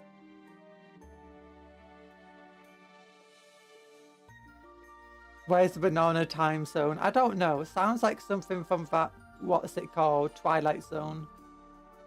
No, she's not monkey. She's a cupcake. Monkeys are evil. Monkeys are evil. Worst things. Druakai are an arrogant and callous group of Eldari, so yeah, just like all the other Elder. Right, to have a banana equator.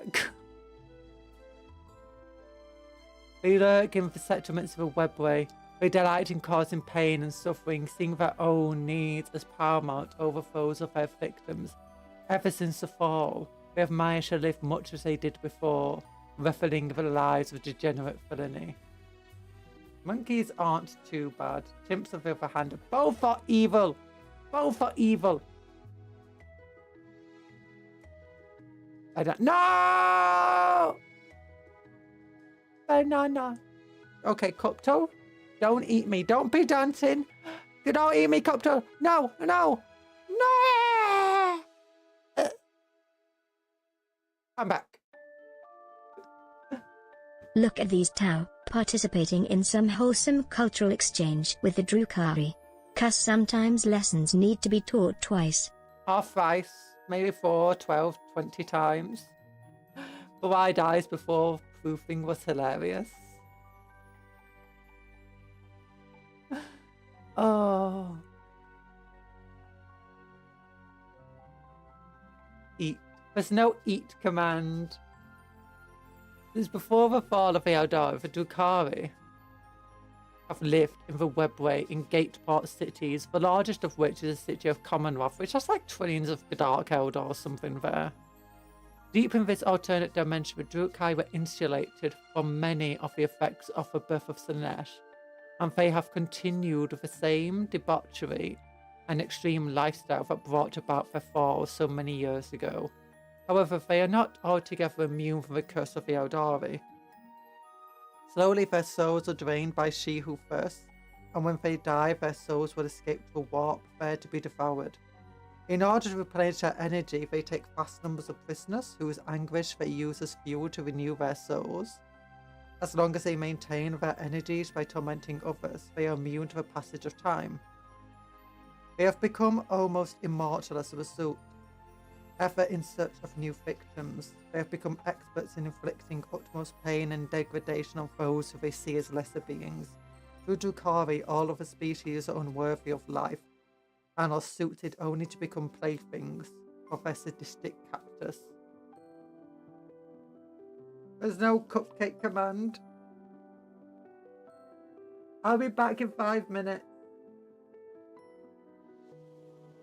I'll be back. Most of it changes only last 5 minutes. Real Space Raiders. Oh, look at that Drukhari war host. Oh.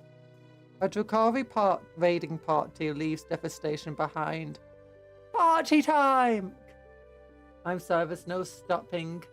Now I've transcended the human cupcake soul and have become a leech. I'm overcome with power. Raiding parties often leave Commonwealth deep in the heart of the webway to carry out raids on real space, emerging through one of 1,000 hidden webway portals. When a Drakari raiding party descends on an unfortunate planet, it is in a whirlwind of violence and destruction.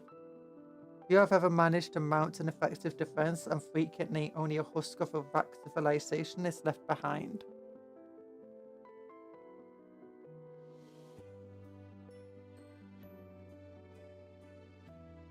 Uneasy allies.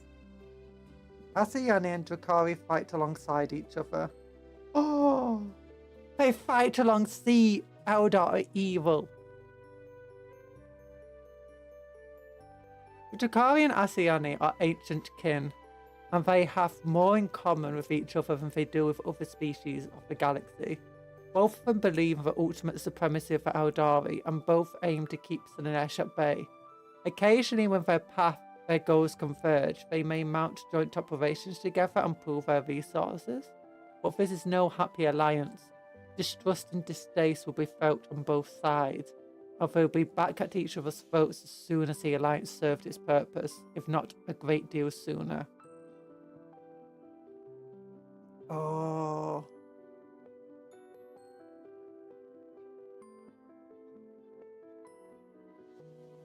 Banana, banana, banana, banana, banana, banana, banana. You can't hear me over the sound of a bus motor. Oh no! Calm down, $2,500. It's all good fun we're having here. Warzone.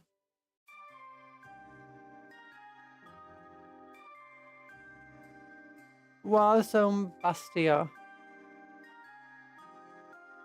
In a galaxy-spanning Imperium, the Bastia subsector played a small... B.A.N. Rana. B.A.N. Anna. B.A.N. Anna! Banana! I'm back! Big head! Yay! Rah! No, don't come to me again! Don't hurt me! No!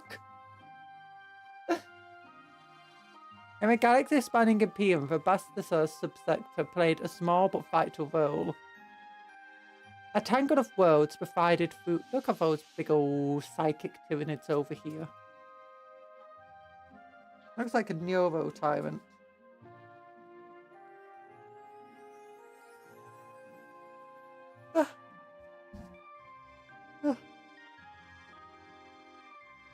A tangle of worlds provided food, sodas, and other offerings to the Imperial war machine. With the re-emergence of High Fleet to Leviathan, the small area suddenly became the centre of a desperate struggle against the Tyranids. At the start of the Fourth Tyrannic War, the Imperium became aware of two tendrils of High Fleet Leviathan. No! Actually, Worm School.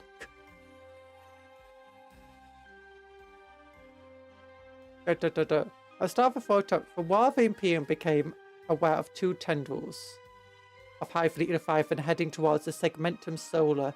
In response, they began to muster their armies and build up their armor. Bird! There's no bird!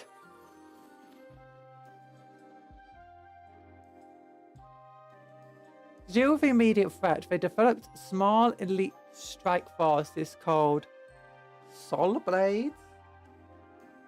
As they were preparing for a more solid defense, Imperial commanders nominated worlds that lay on stable warp routes to serve as anchor worlds.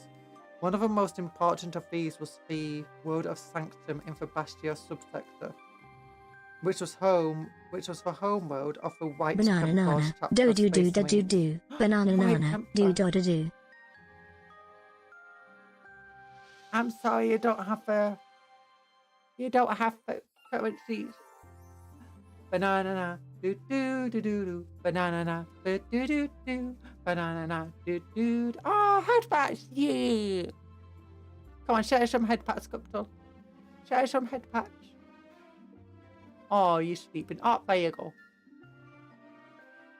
Oh, yeah. Enjoying them. Yeah. Okay, one of the most important was Sanctum. And it was through relentless attacks, Soul Blade succeeded in slowing the two tendrils. But just as it appeared the Imperium might be heading to victory, a psychic silence descended on the outer world in Bastia, as the shadow of a warp overwhelmed astropathic communications. A previously unknown tendril of High Fleet Leviathan, dubbed Grendilus, was uncoiling beneath the galactic plane. Imperial forces pulled back the anchor world from 3 central systems.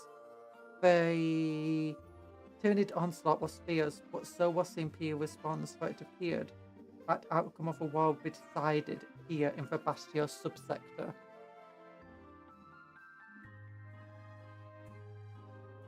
Hordes of Tyranids threatened to overwhelm Imperial defenses.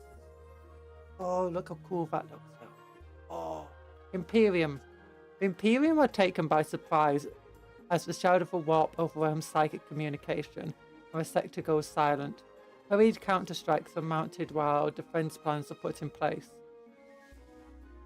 As Swarge joined the Granada's tendril of Hive, Leviathan strikes up into the Bastia subsector. Under the ferocious onslaught, worlds fall as the Tyranid forces concentrate all their might on offensive actions. Ooh. St. Catherine's Tears. Cupcake, can you pretend to be a dog? No, I'm not gonna pretend to be a dog. I'm not a doggy dog. Void Worms, Cursed Gulf, Magnus class anomaly is that thing. Star System Imperial of these things. Star System Non-Imperial, that thing and that thing. Stable Warp Routes. Oh, that's cool. Stable Inter-Subsector Warp Route is this thing. Significant Arc Crescents is that and that. Splinter of Granada's Tendril is this thing here and down here too. Magnus class and Malignus class anomaly of these little stars, little triangles. Malefius class anomaly of the tiny little warning triangles. Cool.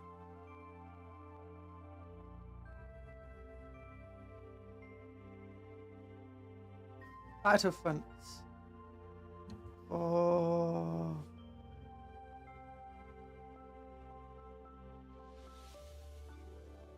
Oh. When the full might of a Granada's tendril hit the Bastardar subsector, Imperial forces pulled back to 3 central systems. The Formundia system, the Paramount system, and the Castile system. Formundia system. The Formundia system is home to Sanctum, the chapter planet of the White Templar Space Marines. The outer edge of the split system is a large dust nebula. This is an important tactical position from which raids and surprise attacks can be launched. Cupcake, I think Sky is crazy.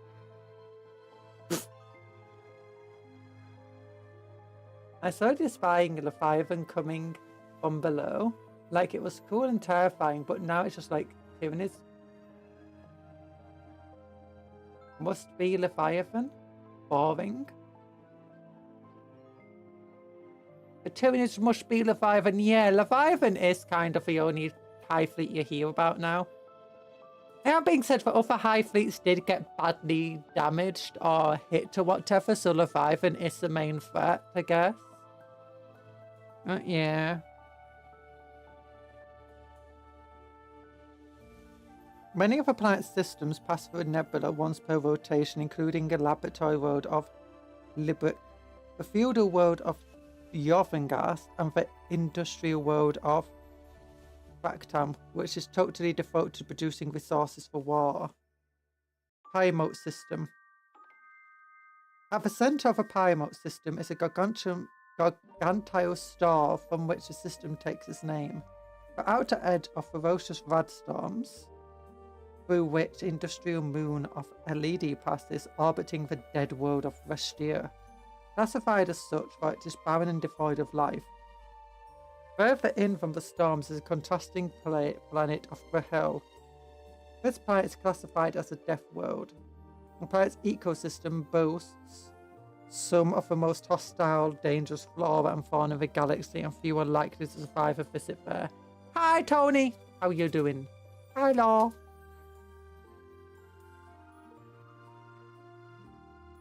Oh, and then the Castile system.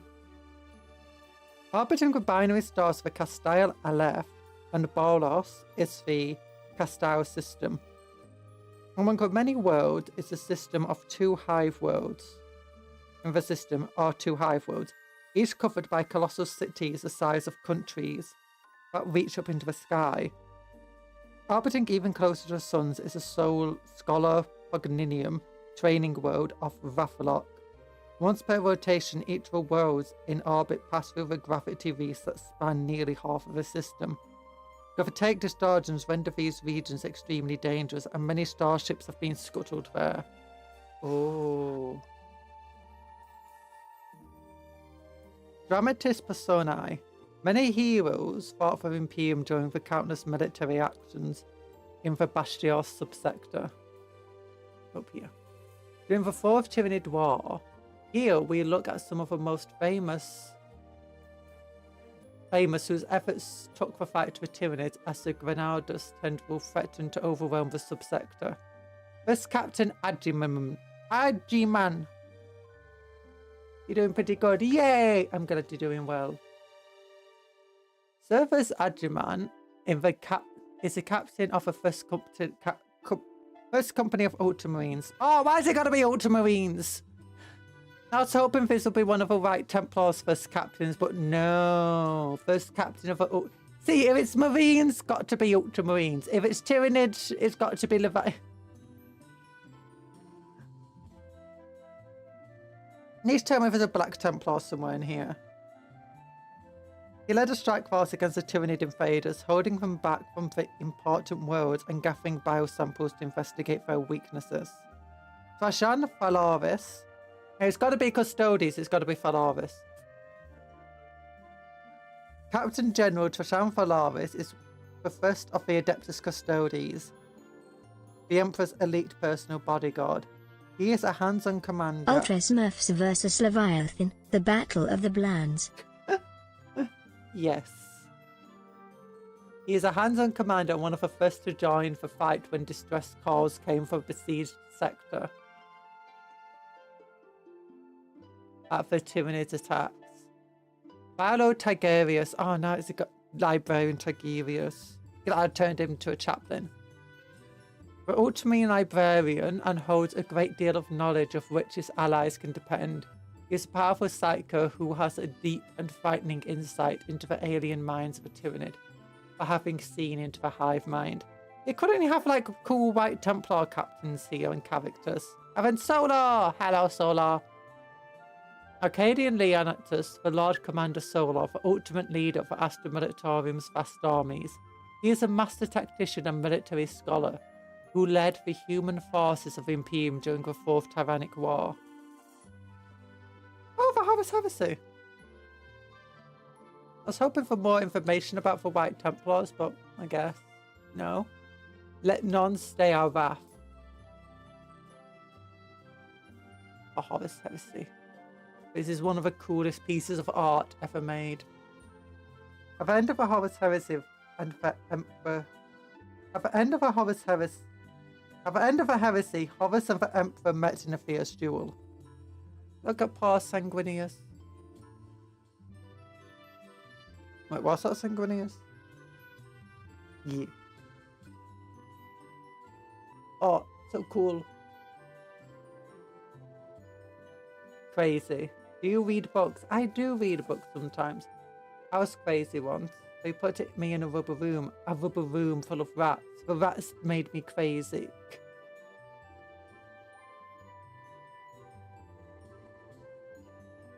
None today know what the Imperium might have been, as the Great Crusade reconnected lost strands of humanity.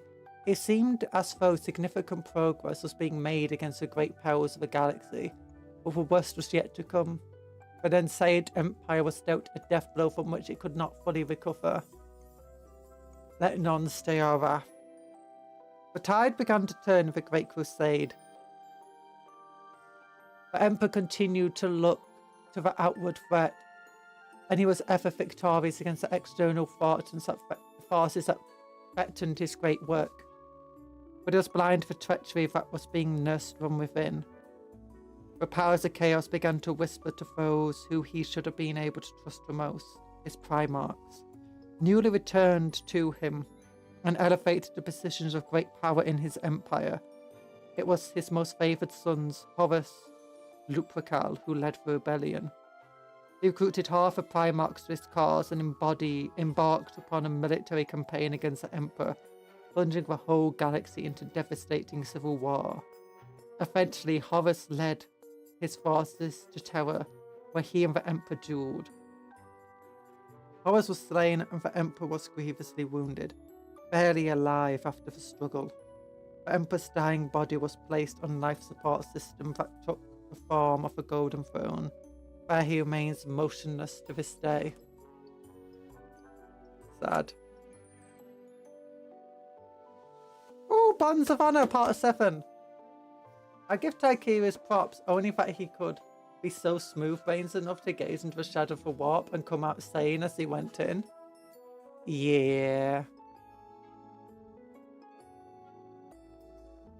And others have done that, including some random guardsmen.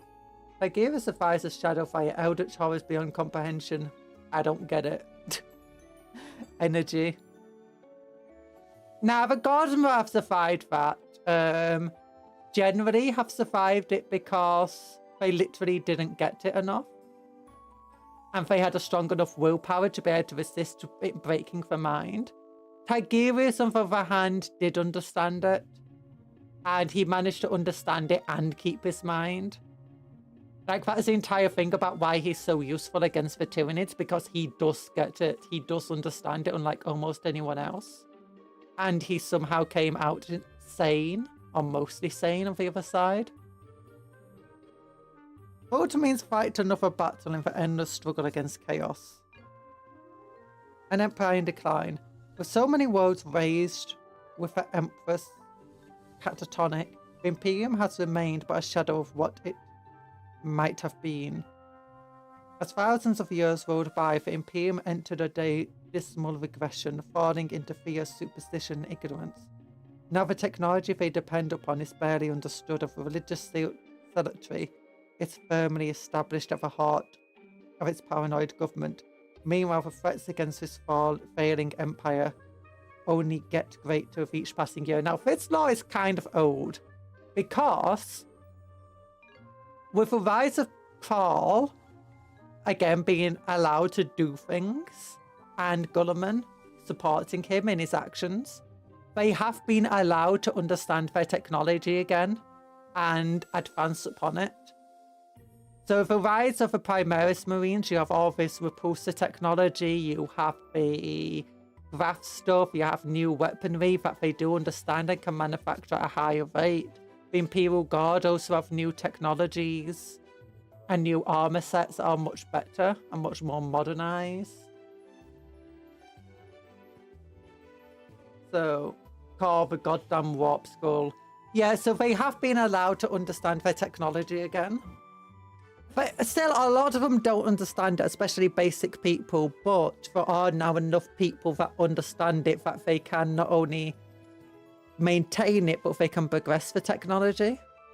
But it does mean a bunch of stuff have been fully forgotten now, rather than only partially forgotten. Treachery unending.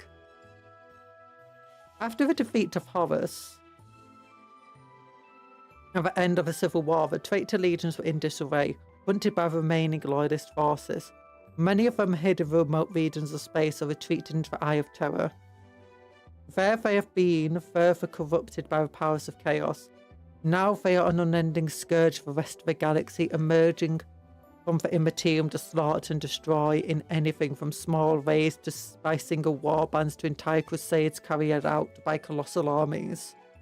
Abaddon leads his Black Legion back into real space on an epic crusade. Or Archfiend. Still don't know for how to on-off switch for Iron Striders. Yeah, that technology has been lost. Or at least for on-off switch for them. That's because it got always powered. Here we are now, my boys. So if you remember, the Bonds of Honor, it's a story about a Silver Templar taking a bunch of neophytes through their upper mountain and into the main chapel of the Silver Templars, where they're going to become Marines.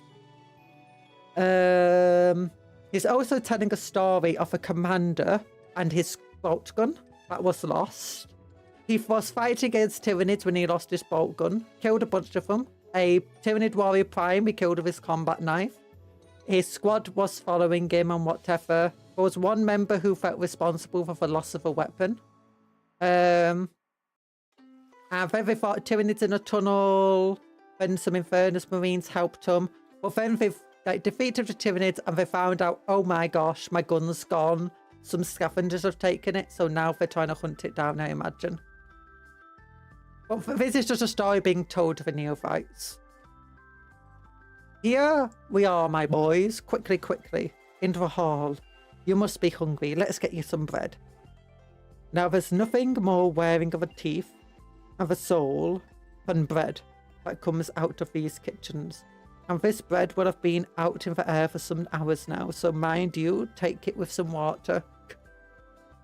They're just having stone for bread. He's just feeding them stones and telling them it's bread. It's a humble meal, but it will sate your appetite. Actually, bread is really bad at sating the appetite. Like, it's got no protein in it. It's got barely any protein. Barely any sugars and fats and all the stuff you need and vitamins. Besides, if every challenge now set before you, you will earn... Like, give them some cucumber sandwich. Give them some ham and cucumber sandwiches. Yeah. Ham and cheese with cucumber and apple juice. Yeah. And cola.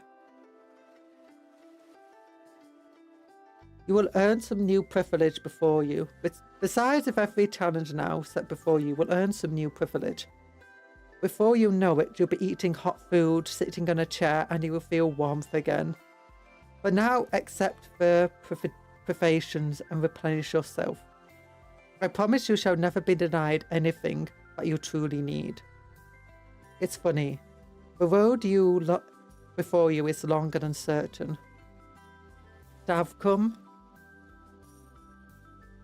What's this? Uncertain. To have come through the trials this far, you have all shown a certain quality that marks you as worthy to begin the transformation, yet none... Oh snap, bread, I didn't know the circus was in town. Heck yeah, history jokes. What? I'm so confused. I don't really read comic books. Oh yeah, to have come through the trials this far, you have all shown a certain quality that marks you as worthy to begin the transformation. Yet, not all of those who make it here will be successful. I'll be willing to bet that more than the fear of a certain pain and possible death that lies before you, the one thing that truly casts down your spirit is a biting wind and the bad bread. It's not bad bread if it's hard bread. Hard bread's good bread.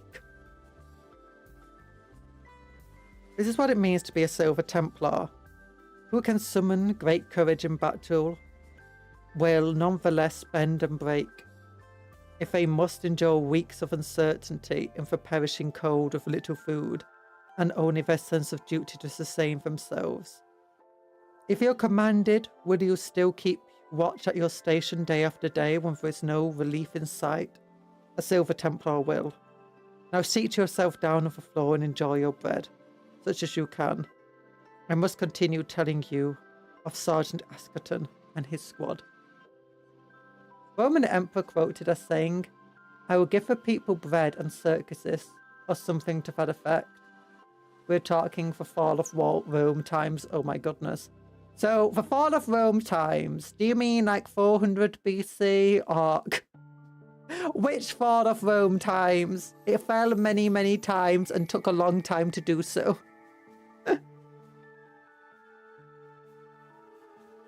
Chaplains of the Silver Templars have a role to play in battle as well as on their home mode. Look at that chaplain. Oh, so pretty. Silver Templar chaplain. Oh, strike cruiser. Is that a Silver Templar strike cruiser? Oops. Oh. Oh, look at that. I got it, Anthony. Yay! Strike cruisers. Strike cruisers are the rapid response vessels of the Adeptus Astartes, and they can hold a whole company of Space Marines. They are used to deploy troops to threatened Imperial worlds and objectives in war zones. When at their destinations, the strike cruiser will remain in space and troops will drop. Transport or teleport directly into battle. Although their main role is carrying infantry to war, strike cruisers are heavily armed and are capable of engaging enemies out in deep space. We had searched and left the planet, finding only that the surface had been scoured clean for scrap. So where did that leave them? The sergeant had an inkling that the scrappers wouldn't have got far and undertook to search every scow and merchantman nearby. Now, don't be thinking you can go charging. Don't be thinking you're charging here or there as fancy takes you. The sergeant didn't simply go without permission, as he first went to his superiors. There is little to be said about that, other than to say that they understood that an oath had been sworn and that he was allowed to depart with the blessing of his leaders.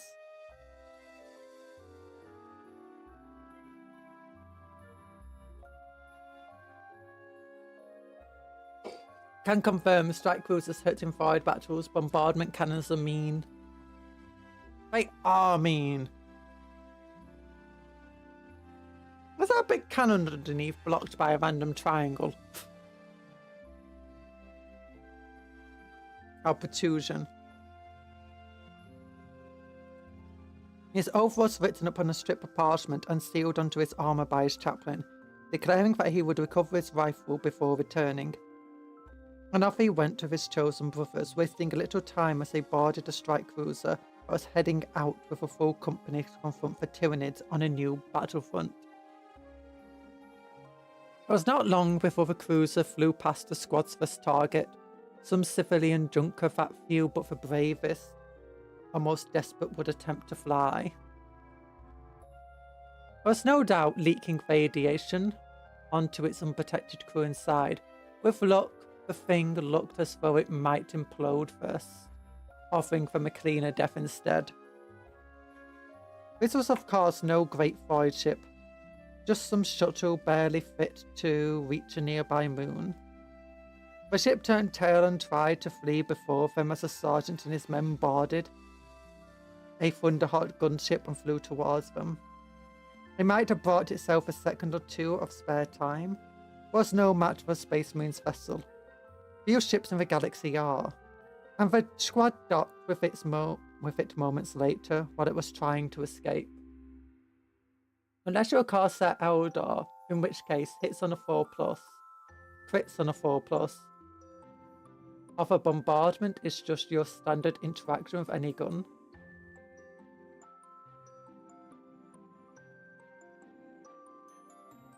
Oh.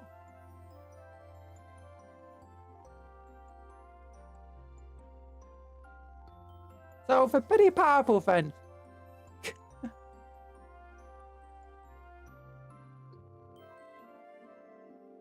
Sergeant Asicant gave them a courtesy knocking on their door before entering. But of course, they didn't answer. Summoning his fury, Askerton put his boot to the door, and in 2 swift blows, it bent off its frame. A rush of air flew by as the pressure equalized between the vessels, and without a second thought, Askerton fired his pistol into the vessel. Almost at once, a fire started within the ship, and its desperate crew fled towards the Space Marines, crying out for mercy. The sergeant was only too happy to oblige and put them painlessly to their rest. Oh, no! It'd be nice to find out like there's a gene stealer cult or something. Ignoring the flames, he strode in, followed by his battle brothers. He knew at once that the judgment was not there, but he could not hear its call. Oh! It actually has a spirit, what the hell? They searched for the ship anyway, each taking a section, but were soon to be interrupted.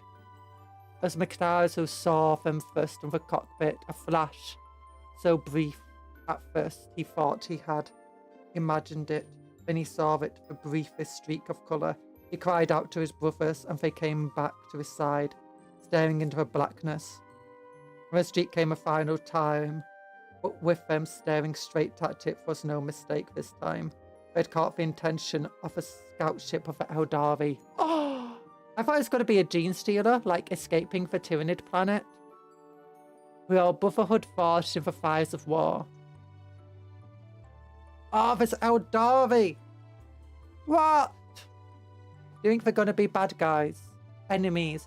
Oh, so that's kind of sad. He just went to random merchants who were struggling already and decided to kill them all because they... Like, merchants would probably be like, what's that giant ship? Oh my goodness, giant ship, run away! Oh my gosh, they're sending a boarding party. We need a run. They're knocking on. What are we doing? What, I mean, I don't even think most humans are even aware that Space Marines exist. Gotta go, Cupcake. Bye-bye, Sky Cow. Good luck in your exams. Right, did I hear that right? Did these boys hit a ship with a Thunderhawk and rolled a 7 to set it afire? No. The Thunderhawk boarded the ship. They didn't hit it with a Thunderhawk. They boarded the ship. Then, at the airlock, he knocked on the door. And then he shot his bolt pistol into it and set it on fire. It's his bolt pistol that set the inside of a ship on fire. Class is starting. Good luck. Good luck. Yeah, the Thunderhawk boarded. Then he went off the Thunderhawk onto the other ship and kicked down the door, shot his bolt pistol. Fire started. And then he killed the rest of them. It's sad. It's sad. Wind Riders are skilled jetpack riders who descend on their enemies at terrifying speed. Once you have loosed a hail of shuriken laser fire at their foe, the riders zoom off, turning so tightly that they dodge enemy fire with ease. Nice. We got a data sheet, which is pretty cool. Swift demise. I like the scatter lasers and the shuriken catapults. Pretty powerful. Pretty powerful. Twinning. Swift demise. Each time a model in this unit makes a ranged attack that targets the closest enemy target, reroll a hit roll of 1. If the target of the attack is within range of the objective, just reroll the hit roll. And then you've got unit coherency determined. So these are just basic rules. You can find them online. And yeah. As in like Warhammer community page. Oh, by the way, want to see what the next books are? This dude, I'm thinking about converting him into a sorcerer. I'm thinking I won't get Noise Marines for my Night Lords, and maybe I'll make Psychic Night Lords that worship Shinch. I don't know. So yeah, they did. They got a Thunderhawk, made a hit and run attack, and rolled a 6 with +1 for Marines, so it was a crit 7. I guess so. I guess that's what happened. I mean, the ship was really weak, and the ship was already said that it could explode at a moment. So I'm guessing and it was only shuttle size, so I'm guessing the ship gets +1 for just being really weak. So maybe they rolled a 5 or a 6.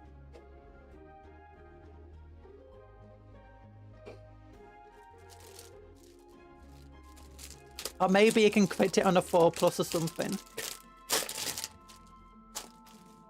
Oh wait, that's not the one I wanted to open. We got another magazine. Fish magazine. Yeah, Dark Apostle with 2 Darker Select Disciples. Maybe I'll keep one up. I don't really like the idea of the Apostle in the army, but maybe it'll be fun. Magazine. With 2 more bikes. And 2 more bases and stands. Yeah.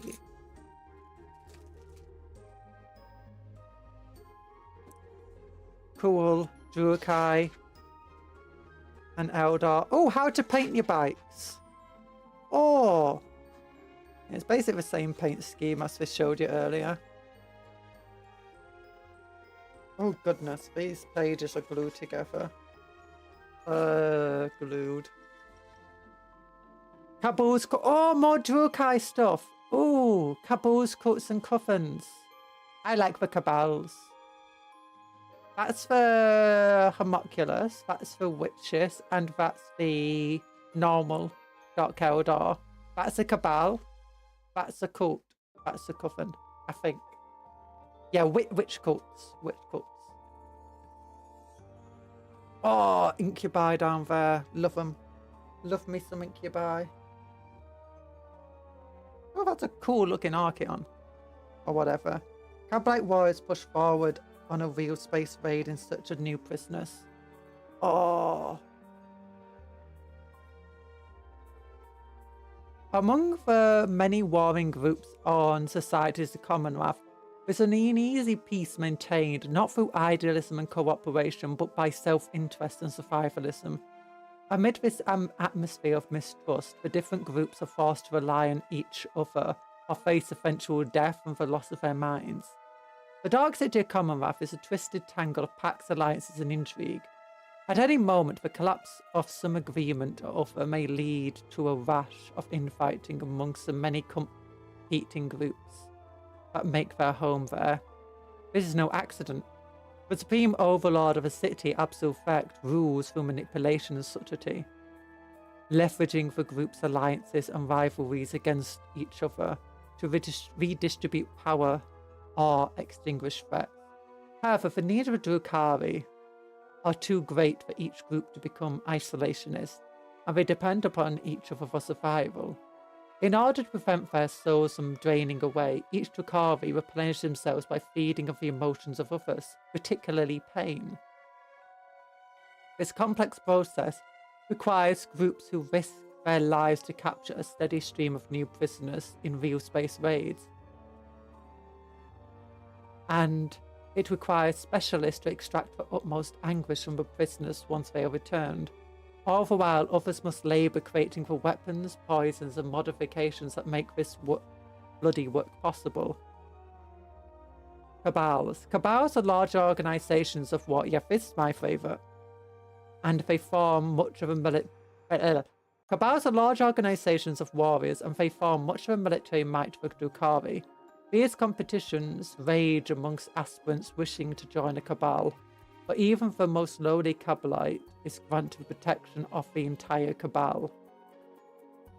Gotta appreciate the smallest group, the covens, hold the most power.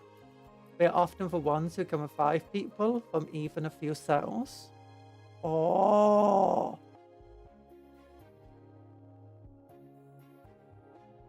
Yeah, and they're also the ones that get the most pain out of them, usually. Out of, prisoners and stuff. And create, the grotesque monsters. But in terms of massive battles, you definitely need some of those grotesque monsters on your side to act as tanks. Also, most deranged. I don't know, all of them are a little deranged. Like, some of the witches are certainly incredibly deranged. And far less seemingly self-aware. Hi, Nick the Salamander. There's definitely been some witches' stories where they're far less self-aware, where homunculi seem often the most self-aware outside of like a few Archeons amongst the Cabalites. They're often very aware of what they're doing and why they're doing it and how they're doing it. Whereas sometimes the witches just seem to be constantly in a craze. But witches are also incredibly important to get. They're all important. None can survive without the others, except maybe the covens. If I thought I could have stopped it. Stopped what? Hi, Talan, by the way.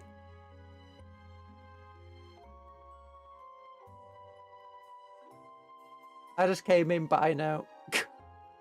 So Amanda heard Commonwealth and just kicked in the door going, where are they? No, but nowhere. My beautiful Dark Eldar, nowhere to be found. Also, before, I swear Odalor had it that Dark Eldar only lived in Commonwealth. But it was so massive that he could have countless covens there.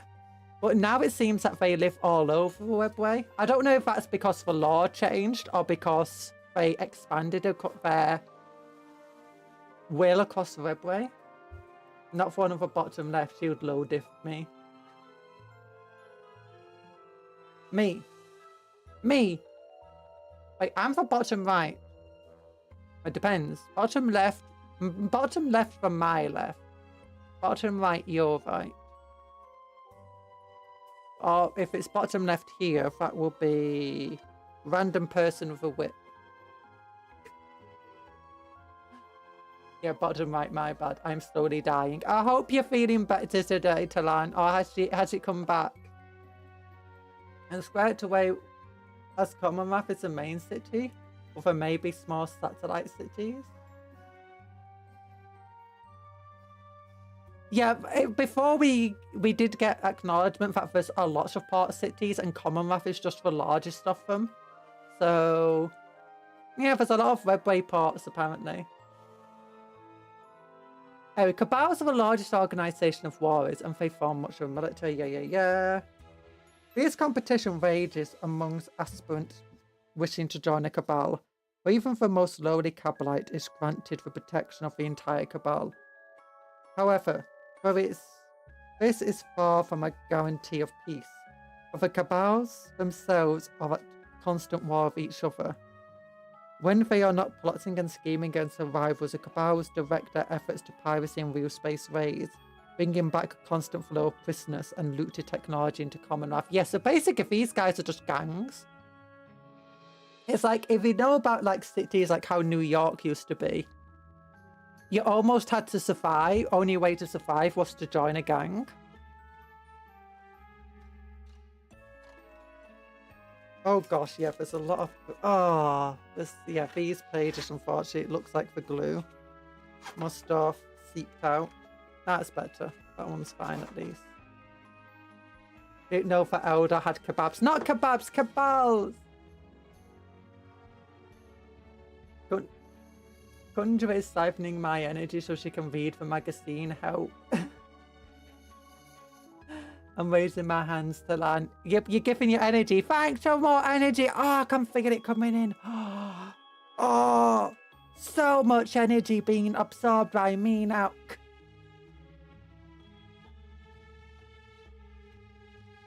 Okay, this is...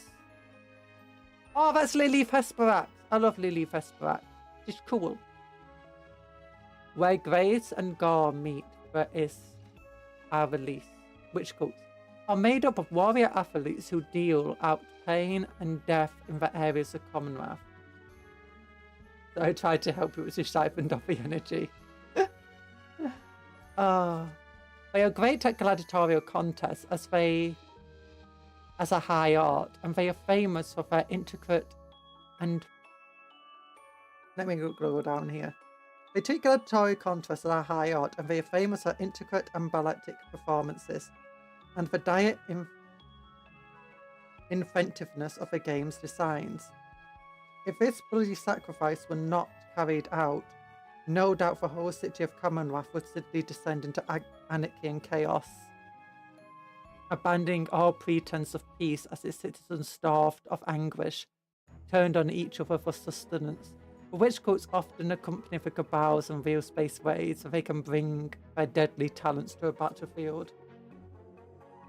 The real most protected Cabal members are the jump troops. Why, you ask? Because they are messengers and nobody's allowed to shoot the messenger. Oh, Oh, that's one of the grotesque. Only Anthony can save us now. Where did the message go? Now it's nap time. Bye bye. Yeah, it looks like you deleted it according to YouTube. Homunculus coffins. Deep in the bowels of Commonwealth lie the layers of homunculus coffins. The homunculi deal in the modifications of the flesh and the productions of enhancing elixirs. Their true speciality is the creation of life. Not only can they use their esoteric technology to grow new Druakai and create other horrors, they can use the life energy of prisoners to turn slain Druakai warriors to life. It is this talent that gives them power in society, for all warriors must eventually strike a bargain for homunculi. On occasion, homunculi's coffins even take part in real Spence raids, seeing them as excellent opportunities to test out their twisted creations of horror and pain on unwitting worlds in their path. The other thing is that you can like buy pain engines and stuff from the homunculi, and if you just keep it with you, you can constantly feed on the suffering of the creature. Units of Rax march to war, watched over by homunculi masters. Also, I swear there's cabals that have homunculi coffins as part of the cabal. And aren't separated. You, her, you, I, you, him. You, me, or you, him.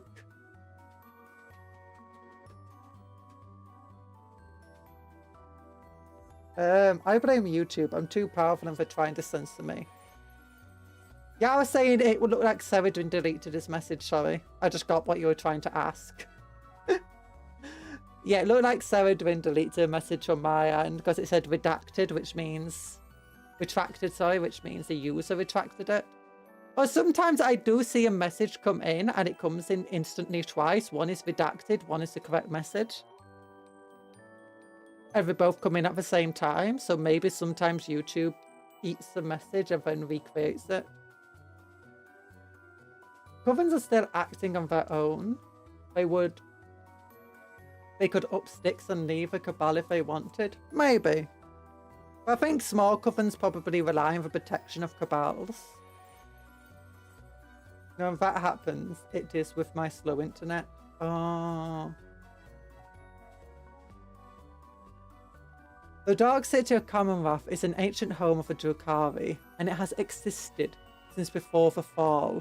Here, many plots are hatched and much violence and debauchery is carried out. It is to this hell that the unlucky prisoners of the Drukhari raiding parties have been brought to serve as both amusement and sustenance. I absolutely love this art of Commonwealth.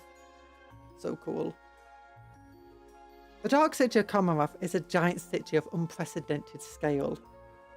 Existing as it does in the webway, Commonwealth is not bound by normal dimensional limits, and it makes use of hidden paths and labyrinthine connections to join its disparate districts into a nightmarish whole. The inhabitants of the cities are primarily Drukhari, murderous sadists whose bloodlust can never be quenched. However, there is no end of pirates, bounty hunters, and alien mercenaries who brave the city in search of riches, of rich rewards of their service. Ooh, alien mercenaries in Commonwealth sounds so cool. Oh, that sounds so cool. Remember, anyway, the region of the city are all markedly different from each other. The luxurious spires of private subdimensions of an Archon have little or nothing in common with the folk-tide slums that are nestled between and around the better parts of the city. Even more dangerous are the parts of the city that have collapsed either dimensionally or structurally. In these abandoned wastelands, a visitor might fall into a lake of boiling poison, be eaten by some lurking monsters, or come under attack from the darkness itself. The fashion and order! I love common looks like something Siege would make. Yeah, but it's way more dangerous than anything Siege would make. Actually, it kind of reminds me of like a vampiric city in a way. Absolute fact. Oh, that's cool looking. Amid a network of shadowy alliances, pacts and conspiracies, one single Drukhari sits above them all, manoeuvring and controlling the people below him like pieces on a board. Astroboreal fact. He has held this lofty position for thousands of years. Astrobal fact. Astrobal fact. I bet the British have some pirates there too. Imagine going around and see a 1650s boat coming out towards you. If the British were there, this would be a colony. And the Dark Eldar would have, like, lost all of the trinkets and relics, as it would be in the British Museum right now. But I'm sorry, the Dark Eldar don't stand a chance against the British colonists.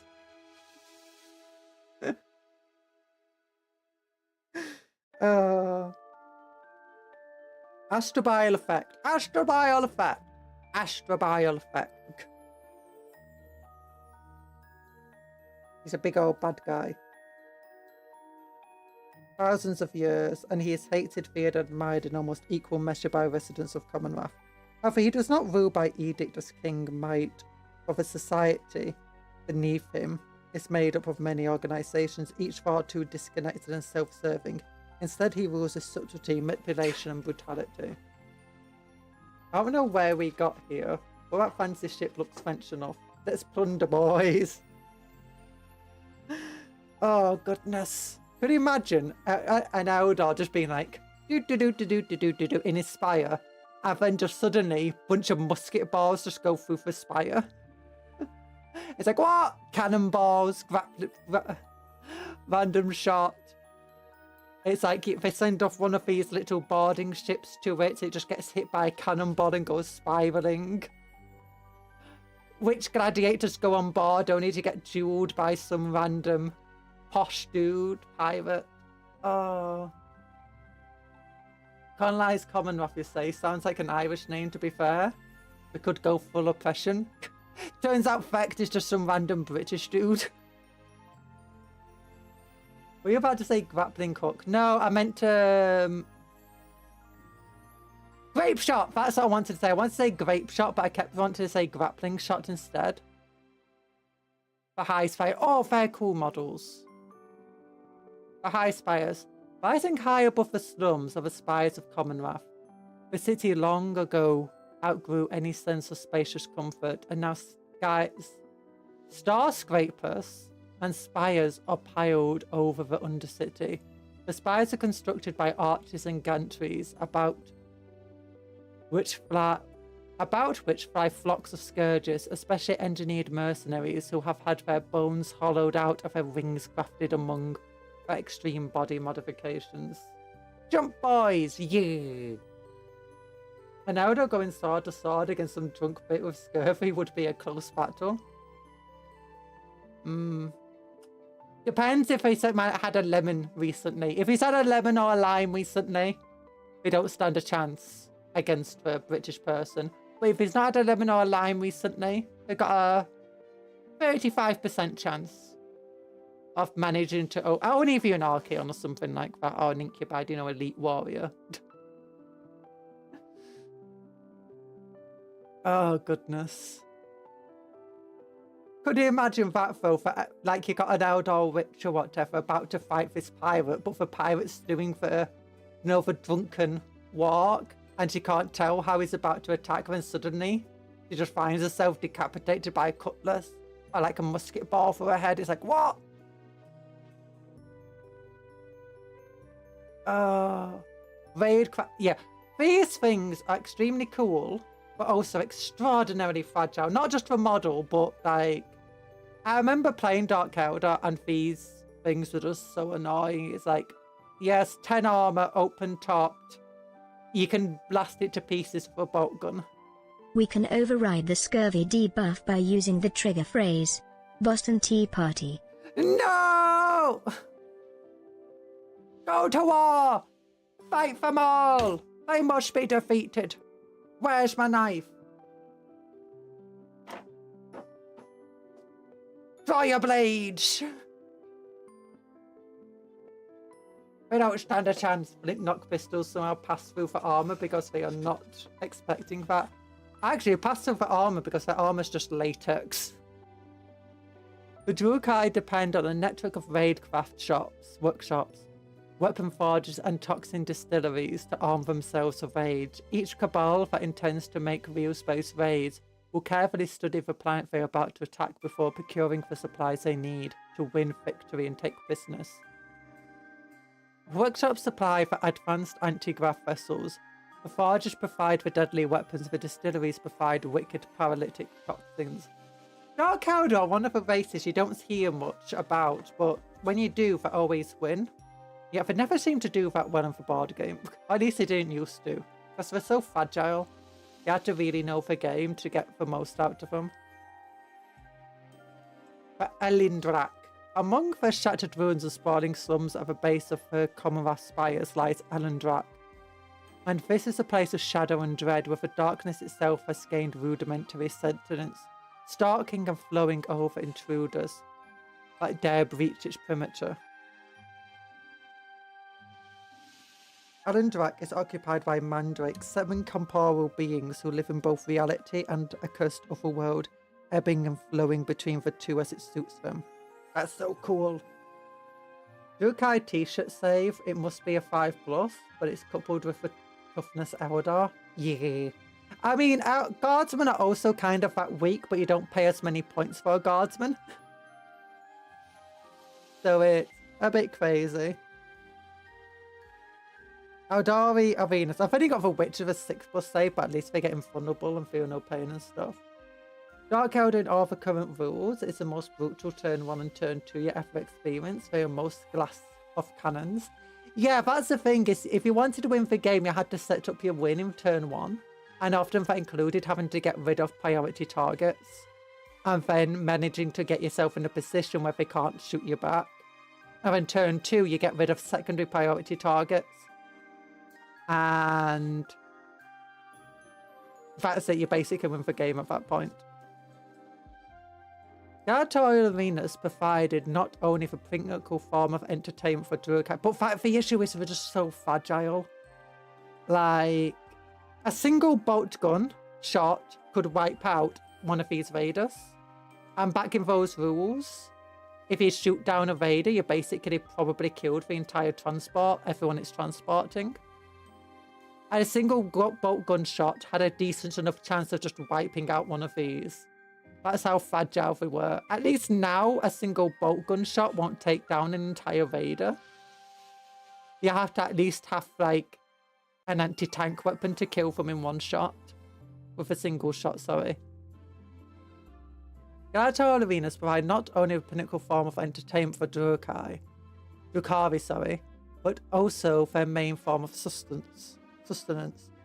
For it is in the arenas that torment is meted out to prisoners, for masses to replenish their souls and the psychic energy that is released. The arenas themselves are architectural masterpieces, each designed to advertise the wealth and status of a witch cult that built it, and whose warrior athletes provide a murder and spectacle during the games. I've only got more rules on the main rulebook. Battle shot, command, oh gosh, more glued pages. Oh no, it's down here where it's glued. Attached units, oh, Fate Breakers, Combat Patrol, Eldari. We got that. Eldar is all about target priority already, but I can appreciate that Dark Eldar found not just the 11 on that dial, but also 12 through 19.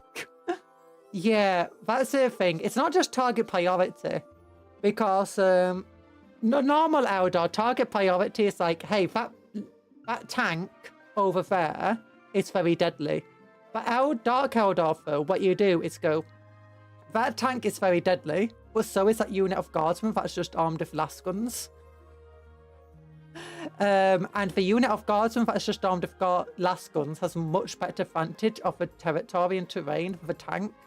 As a result, we can hide from the tank in the first turn, but we can't hide from that unit. As a result, we have to take out the unit we can't hide from. Eldar, on the other hand, are at least tough enough to go that in the long run, that tank is more dangerous than the unit with las guns. So let's take out the tank.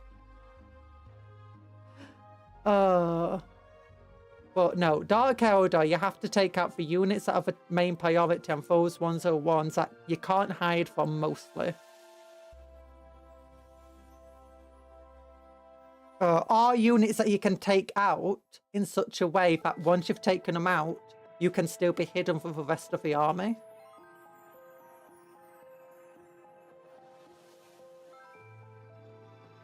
Now, back in the olden days, I don't know if this is still the case, but you could just shoot for any... You could get into turn 1 combat, I believe, close combat with Eldar, until they changed the rules that you couldn't charge on turn 1. I think they changed the rule. Yeah, they did change the rules that you can't charge on turn 1 or something like that.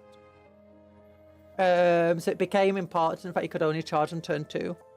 Well, that meant you want to charge into a unit you either can't kill on that turn, or you're unlikely to kill on that turn, or you charge into a unit that you can absolutely wipe out that turn, and either consolidate into another unit, or that once it's wiped out, your enemy can't turn around and shoot you.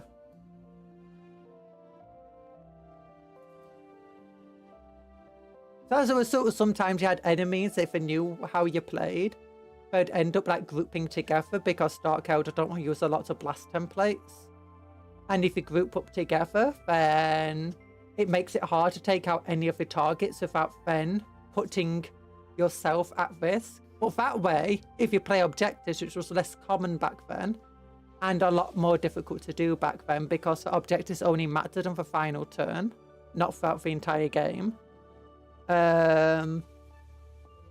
you would be at a bit of a disadvantage, because you wouldn't be able to hold every objective. But then if you can just get a few points off all the objectives, then you can prevent the Eldar taking any at the end of the game. And the longer the game goes on, the worse it is for the Dark Eldar, because they really can't survive. But yeah, it talks about Wind Raiders. The main fast attack element of the Asari army. They enter the battle soaring through the battlefield. Yeah. Wind Riders are deployed in units of 6 or in 2 units of 3. Yeah, I'm going to deploy -2 units of 3. Dark Eldar in Battle Fleet Gothic can pre-game move, and have a second fastest faction, High Necrons. Can't be targeted turn 1 unless they're within 30 centimeters, and get 2d6. Crit, hit and run assault. But that's cool. Also, they get full suits of Eldar, full suite of Eldar gimmicks. That's nice. Oh, you got this game again, Doom, where you got spawning points of Termagants. And these guys fight from 2 squads of 3 Wind Riders. Oh, that's a cool little art. And yeah, it's just more of a stratagem. Oh, 2 minutes. And victory, yeah.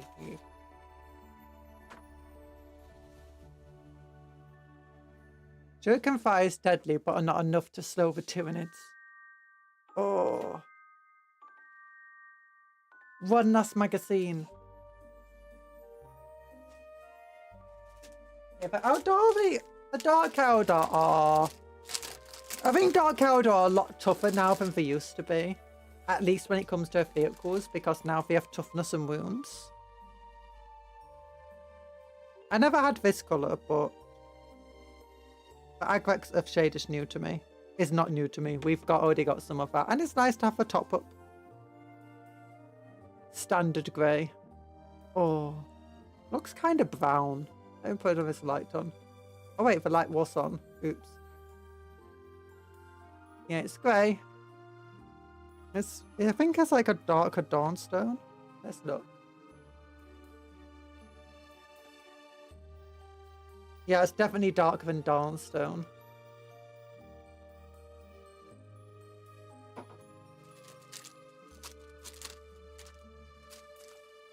Okay, last magazine. It looks like Chaos is going to be in this magazine. Magazine 30. Oh, look at that demon. Oh, Bloodletter, sorry. Ooh, how to use Agrex of Shade and stuff. I guess actually, Agrex of Shade plus Catachin Flesh would give it a lot more warmer tone. You said Macarius earlier and Mechanicus. That's Mechanicus. It's Mechanicus. Oh, Mechanicus. Yeah, I kept reading that as Macarius. Thank you. I got. Oh, it's not on his base. Oh. I painted his crotch. No, I painted the cape with Earthshade. Oh, putting Agrex Earthshade absolutely everywhere. That's cool. Rakar flesh again on that thing. Oh. Yeah, absolutely everywhere for putting it. What about, like, your grey? What about the new grey you just showed us? No, Agrex Earthshade goes everywhere. Apparently it's their version of a known oil. Oh no, it tore the page. Oh, that guy got torn apart. Harlequins! I always wanted a Harlequin army before they got the new codex. So this is back when they had, the only codex they had, I think, was in White Dwarf. And I was told by the shop I'm not allowed to play it. I was sure it was Mechanicus. I couldn't be sure if a contrast plate was Macarius. Oh! Hello, Rosetta! Rosenthal, how you doing? Raid! Where's your raid? Oh my goodness! Mapford Adventures! Oh gosh! Hello! Thank you for the raid! For those who don't know me, I'm Cupcake Conjuror in both name and profession. Yay! Oh, Steam died. No, Steam's here. Steam's here. Hello. Love heart. I think the Steam's here. It didn't show me my internet dying or anything. But hello, how was your stream? I hope it went well. What were you doing? Yeet. Raid killed us. No. No, I'm here. I'm here. No. Stream is alive.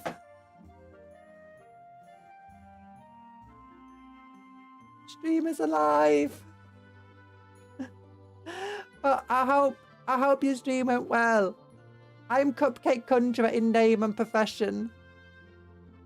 First name Cupcake, second name Conjuror, and I conjure cupcakes. Yay! Like all these cupcakes down here. Like all these cupcakes down here. Yay! Oh. But love heart to you all. Yeah, we're currently reading a magazine. Yeah, it's still here and have been. That was a question, not a statement. Oh, good, good. Good, good, good, good. Yeah.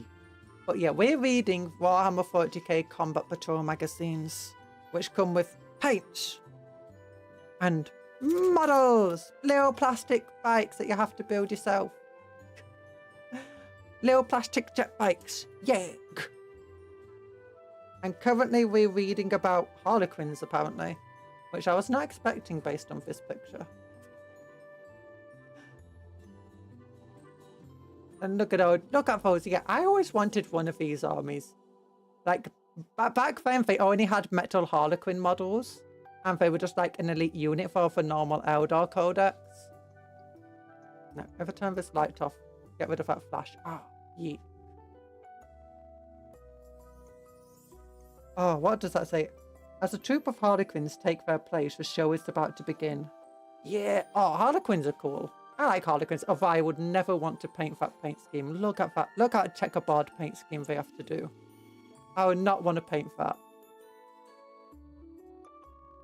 Oh, the performance opens to a thundering of engines that rise and fall like music as hammers of gunfire beat out to rhythm.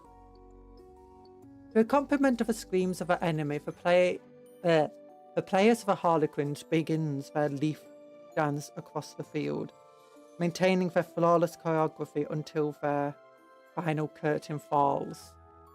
The Harlequins are a group of Eldari who live and fight in groups called masks. These are halfway between a band of warriors and a band of performers. For the Harlequins blend stagecraft with the violence to gain superiority over their enemies. Through dedication and practice under the lead players who command them, each Harlequin perfectly learns their role. For their costumes, They wear hollow suits that move and dance alongside the wearers. And for their props, they carry some of the most advanced and horrific weapons that have been developed by the Eldari. The demon art was the 8th codex art. Oh, was it? Gotta be one of the most metal covers. Also, that was the art my sister based her codex and first model choice on. Oh, it was Kairos she chose. Ooh, Kairos. The Fate Weaver. Oh. Imagine we played in Warhammer Total War. I don't know if we're going to play them on Friday or not. Each Harlequin is a devotee of Tiglath, the Laughing God. He is a trickster god of the Eldari, and the Harlequins take his lead, using performance and subterfuge to win the advantage over the enemy. As part of a religious devotion, Harlequins learn and perform the mythic cycles of the Eldari, keeping tradition and story alive while keeping their performance and acrobatic skills sharp. Oh yeah, he's one of the few surviving gods of the Eldari, isn't he? Or like one of the only. Tiglath. Who reminds me of Shigara from, you know, the Elder Scrolls. Oh, but, what's this about them? I can't remember. Oh yeah, I was thinking, deal for Shadow Spectres and for Eldar. What if they're going to come back as a kill team? I just thought that would be really fun. I hope they come back as a kill team. And that they're fighting, I don't know, Dark Eldar kill team. Ooh, yeah, because Dark Eldar definitely needs some new models. The closest that they've had new models in years is the Corsairs. The Black Library. The Black Library is a colossal craft world-like vessel that contains the ancient secret knowledge of the Eldari. It's a structure so unfathomable that it can only exist within the alternate dimension of the webway. It is guarded by Harlequins, who must keep the ancient relics and documents safe from harm and prevent their deadly secrets from falling into enemy hands. Ooh. I like that Harlequins will just waltz. That's intentional into human planets just to perform the fall of the Eldar to humans.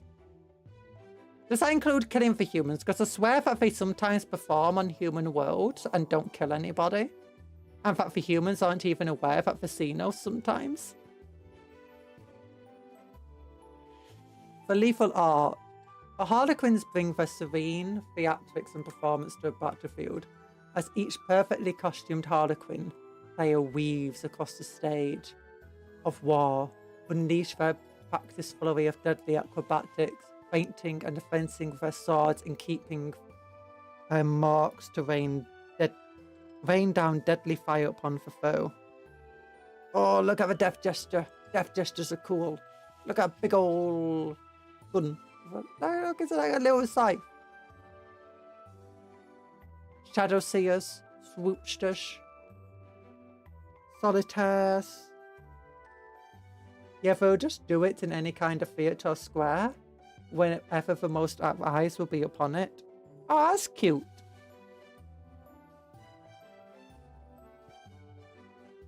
Shadow Seers are deadly psychic warriors who use illusions and misdirection to sow havoc in the enemy soldiers' minds, replacing their discipline and focus with madness. Death gestures are known for their sense of humour, and they delight in coming up with ever more inventive ways to terrorise and kill the enemy on the battlefield. Solitaires are lone Harlequins who excel in weapons mastery and acrobatics, but do not belong to a troop, and are little understood even by their own kin. Oh. Yeah, these guys are just Eldar. Apparently random Eldar just like one day hear the call of the Laughing God and are just like up and leave the craft world or the raiding part to whatever to join the Harlequins and somehow intrinsically know what they're meant to do. The troop is an elite unit of Harlequin fighters. They are led into a battle by troop masters and employ their shuriken pistols and sharp swords in their dance of death. Oh, Sisters of Battle! Look at cool Sisters of Battle. Oh, she's sneering at the enemy. And she's got bones on her body. Yeah, people carry relic bones throughout history. Oh, cool power sword. With all the lightning around it. Oh, another sister of battle with a gun. And there's a Saint Screamer thing. Oh, Adeptus Sororitas, battle strange entities in realm of chaos. Yeah, the sisters of battle fighting Saint demons, it looks like. Oh. Solitaires place Lanesh in the fall. Their souls are literally damned by this. There is no saving their soul. Oh no! That's sad. Can't they even get like a little fate stone or whatever? The warp is a dimension of endless strangeness. Within its bounds exist many things, and some take the form of malevolent entities and demons. Of these, some in particular have caught the notice and imagination of real space species and reach out to spread their influence beyond the confines of Immaterium. Amid the swirling currents of the Immaterium flow all the emotions of a sentient species of real space. Their anger, their lust, their horror, and their desire for change. Tzeentch. From these psychic energies have arisen powerful beings that are known as the Chaos Gods. They are strange entities that originate from the hopes and nightmares of the species that dwell in real space. Often feared as demons or even worshipped as gods by the mortals, these ancient horrors look out jealously, seeing all of the galaxy that is not theirs, and desiring to spread their influence to everyone and everything that they can. To them, reality is but a plaything to be toyed with and fought over as part of their great game. Ooh, so there is chaos in here. Nice. No, even the Soul Stone can't save them. No! Tzeentch. Tzeentch is a god of change and manipulation.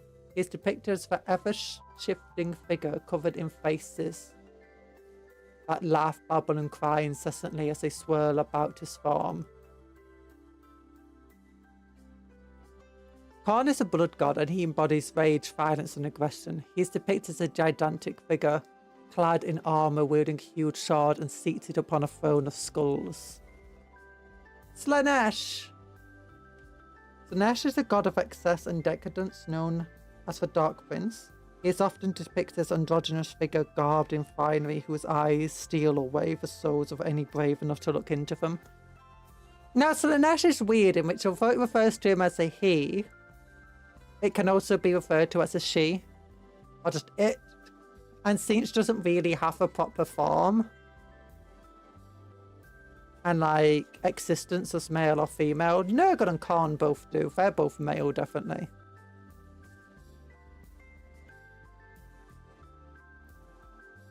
They're treated as outcasts in their troops. That's why they bounce between them. They're truly walking damned. Oh, what about Jesus? I don't think Jesus exists in the warp. Or at least not for long. Oh, no, actually, no, isn't the Emperor like Jesus or something stupid? In 40k, canonically. Nurgle is a god of disease and pestilence, known by his adoring followers as Grandfather Nurgle. He is depicted as a grotesque mass of rotting flesh covered in oozing baubles and open sores. Baubles? Bobos. Bobos!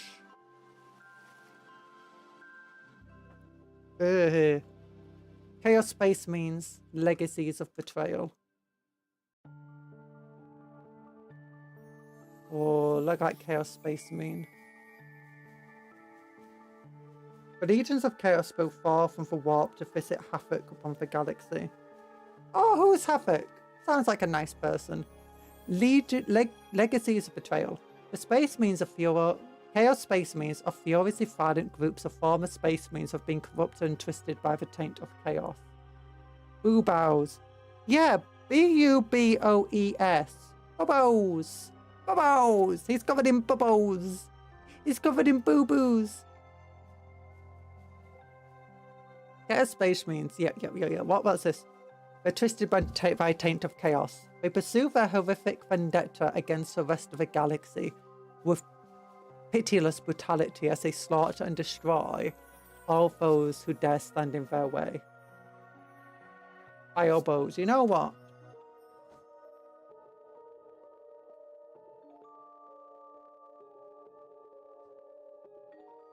Bew boys. You boys. You boys.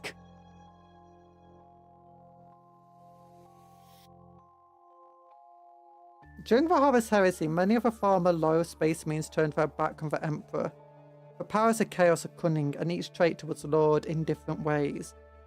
Some, seeing the Emperor as a tyrant and oppressor, joined the rebellion in search of freedom and justice. Others were offered power and influence in exchange for abandoning their duty to the Imperium. When the war was over, the victorious loyalists began to purge the galaxy of the rebels.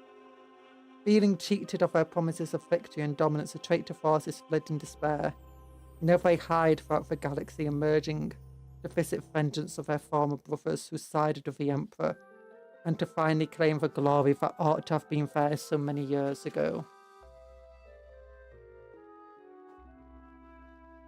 Ooh. Unfettered ambition, that is a cool model. Many Chaos Space Marines are driven by personal ambition and lust for power and control. They willingly sacrifice almost anything to please the Chaos powers in the hope of gaining favour and influence. The greatest warband leaders are widely known and feared for stopping at nothing to reach their goals, no matter how many bodies they need to step over to please their dark masters. Let the galaxy burn. No, don't let the bakery burn. Abandoned Black Legion. B for Ultramarines again, and Black Legion again. Boring dudes. That's a big base.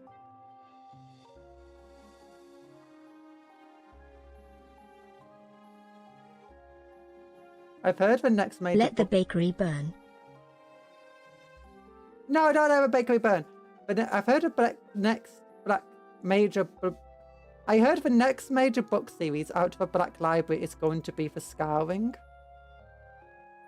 Oh, like post-Horus Heresy, where they were killing all the legions. That makes sense.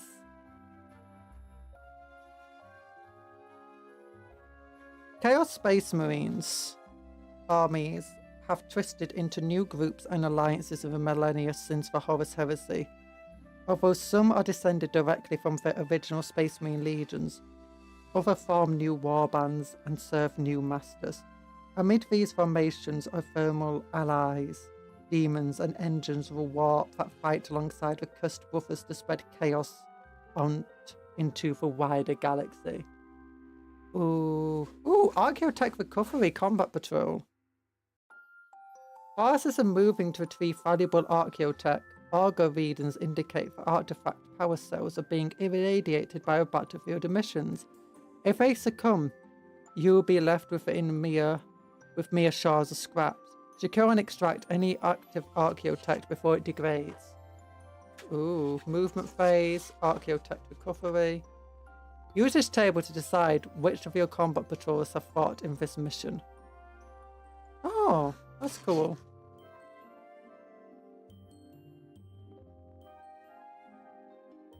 Advanced moves. Fallback moves, moving over. Oh, this is talking about how to move and how transport works. This is the same as in the main core rules. Destroy transports. And then combat patrol. Same end. Next time, Auric Flesh, Reichland Flesh Shade, and a Dark Apostle. Which means they might get a proper novel of the Iron Cage where Dawn gutted his own legion on the Iron Warrior's sword, so to speak. Oh no! Oh yeah, that's why he did, like, isn't he went on like a wild crusade or something? Oop, home time. Home time! Yeah! Home time. You know what we need to do though? See if anything's been done on the website. Oh, there are announcements on the website. Look at this rumor engine. What is this? Looks like a rocket pod of some kind. Oh, traffic lights. Oh, Imperial traffic lights. Spiky, as you can expect. Red, red, orange, orange. There's a similar magazine for it. I don't think so. There have been other magazines by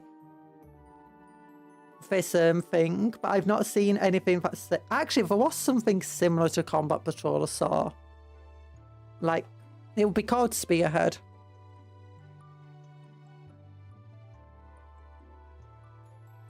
Let me find this thing. Hachette Patchworks.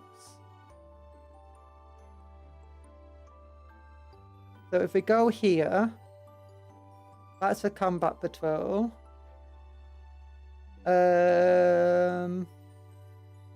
What's this thing called Stormbringer? I think it's been out for a while, but it's kind of similar. It's not the same though, because it's like this. It's not like every single magazine costs the same amount. Instead, you got this random one that costs 69 quid here.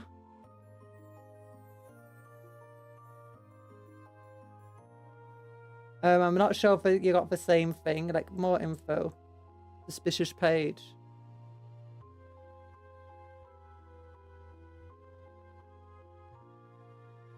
It doesn't want to take me there anyway.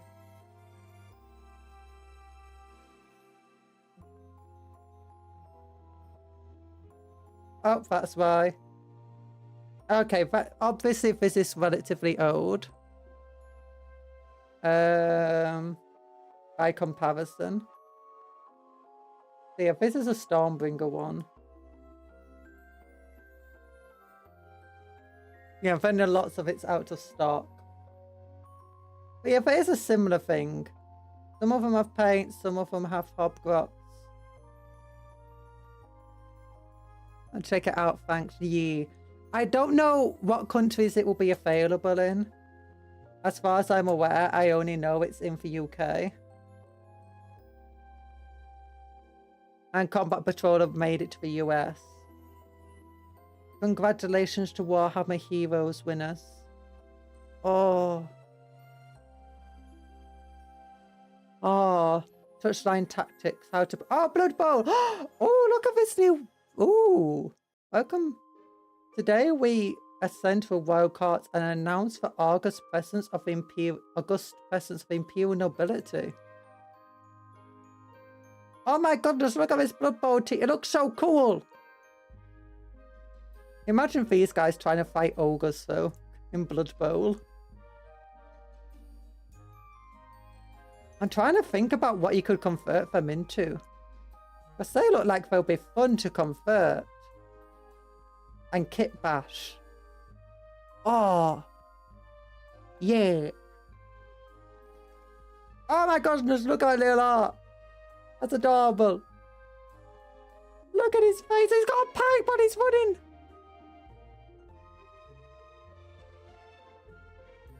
Imperial Nobility, a defensive and control focused team who would like a diverse set of potential positionals to deny areas of pitch to their opponent, limiting their movement options. Coached correctly, an Imperial Nobility team can be a challenge to play against. Oh, okay. Tactics. Oh, an Imperial Noble Ogre. An ogre is a towering slab of muscle who wants to do nothing but bludgeon the opposition. If supported by bodyguards or linemen, they can tie up opposing players.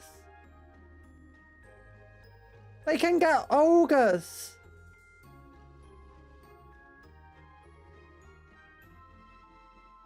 Look at that shiny ogre! Oh, top 5-star players. Ooh. Oh, look, there's a noble dude again. And then... Oh, there's a hobbit! With pie! The 5th top player. A Viking. Another hobbit and a goat. Apparently 2 of the top 5 players in Blood Bowl is a hobbit and a goat. And a hobbit with a pie. Who is this? Sindvik. Cheap access to a bombardier is always welcome, and control-focused nature of an Imperial Nobility team means you're well suited to extending the length of a drive. And what about the goat man? Rumblo Sheepskin. Cindy Pie Whistle. Rumblo Sheepskin. The Mighty... Oh, he's called the Mighty Zug. With Oberwald. Offensive options are lacking for appealing ability team, so why not hire an irate goat with an angry halfling? Bumblebow brings a suit of skills. Oh my goodness. That's cool. By the way, does Armies of Chaos have a psyker? That's like a psychic character. I just thought about it. I like my Night Lords. Where I can proxy somebody in as a psychic character. But I don't like this model. It looks kind of meh. I know we got Bile. Chaos Space Marine Sorcerer. Abaddon. Cypher. No, I'm not sure if they have a character. Psychic Epic Hero. Sad. This is a cool Epic Hero. Chaos Lord of Jump Pack. Nemesis Class. Oh. Yeah, that's it. That's a Warhammer website. Our favourite website. Our favourite website. But at this point, I think we don't. I mean, we could build for bikes, but I think we can save building for bikes for tomorrow. I have no idea which one's meant to be for laser and which one's a gun. I'm guessing that's a gun. That's a laser. That's for gun. Oh. Oh wait, no, that's the gun. Because it's got the dual thing. I'm guessing that's a heavy gun. Now that's a laser. That's a heavy gun. That's the dual gun. Yeah, and all of these are just identical to one another. We can convert them up, kit bash them using the pirates we've got. Oh, wait a minute. These are literally were printed like this.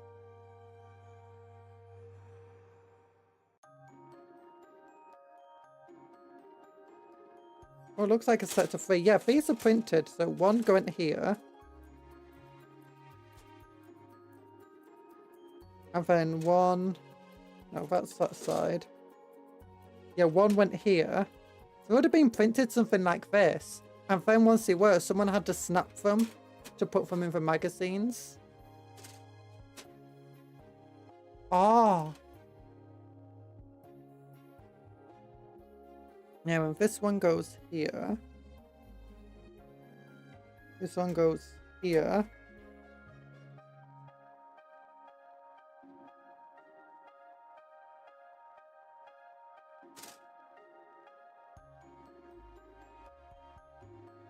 And then, oh goodness, I don't have one that goes here. I would have to flip around to go there. That means I didn't get 3 from the same set. Oh, and they're all identical to one another, mind you. So, not even one to stand out as a sergeant. It's sad.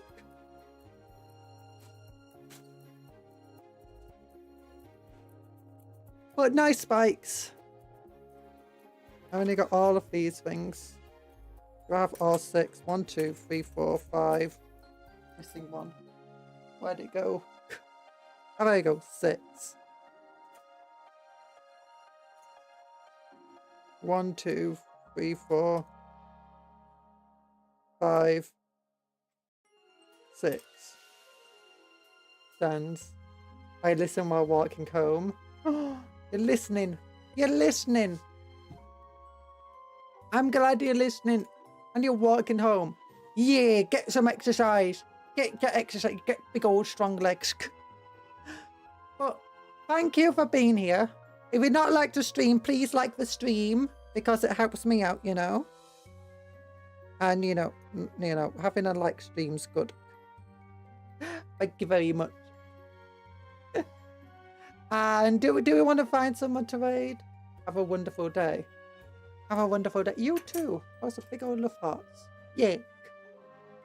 Oh goodness, that's bright. Yeah, I hope you all have a wonderful day.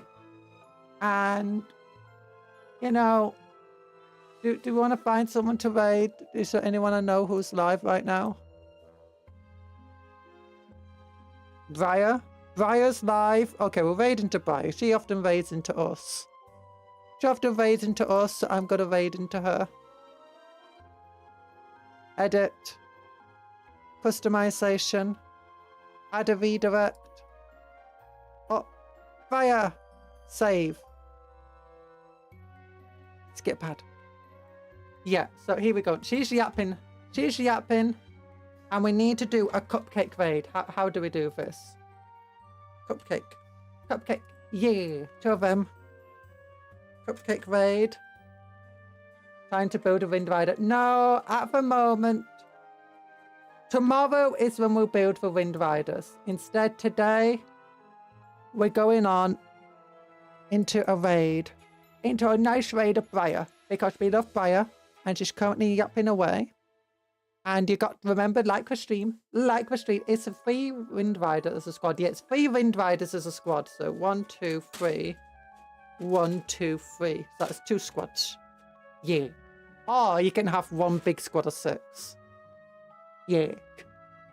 So, anyway, thank you for being here. I hope you have a good rest of the day. Remember to raid Briar and give her lots of love and cuddles. Yeah. And I'm going to get some food as well. Have a good rest of your day. Work hard, play harder, eat good food, drink good drinks. Take care of yourselves and be kind to others. That's important. And also vice versa. Be kind to yourself and take care of others. And remember, eat good food, sleep well, dream of cupcakes, but don't eat them because the friends are not food. Love you all. Bye-bye, everybody. Bye.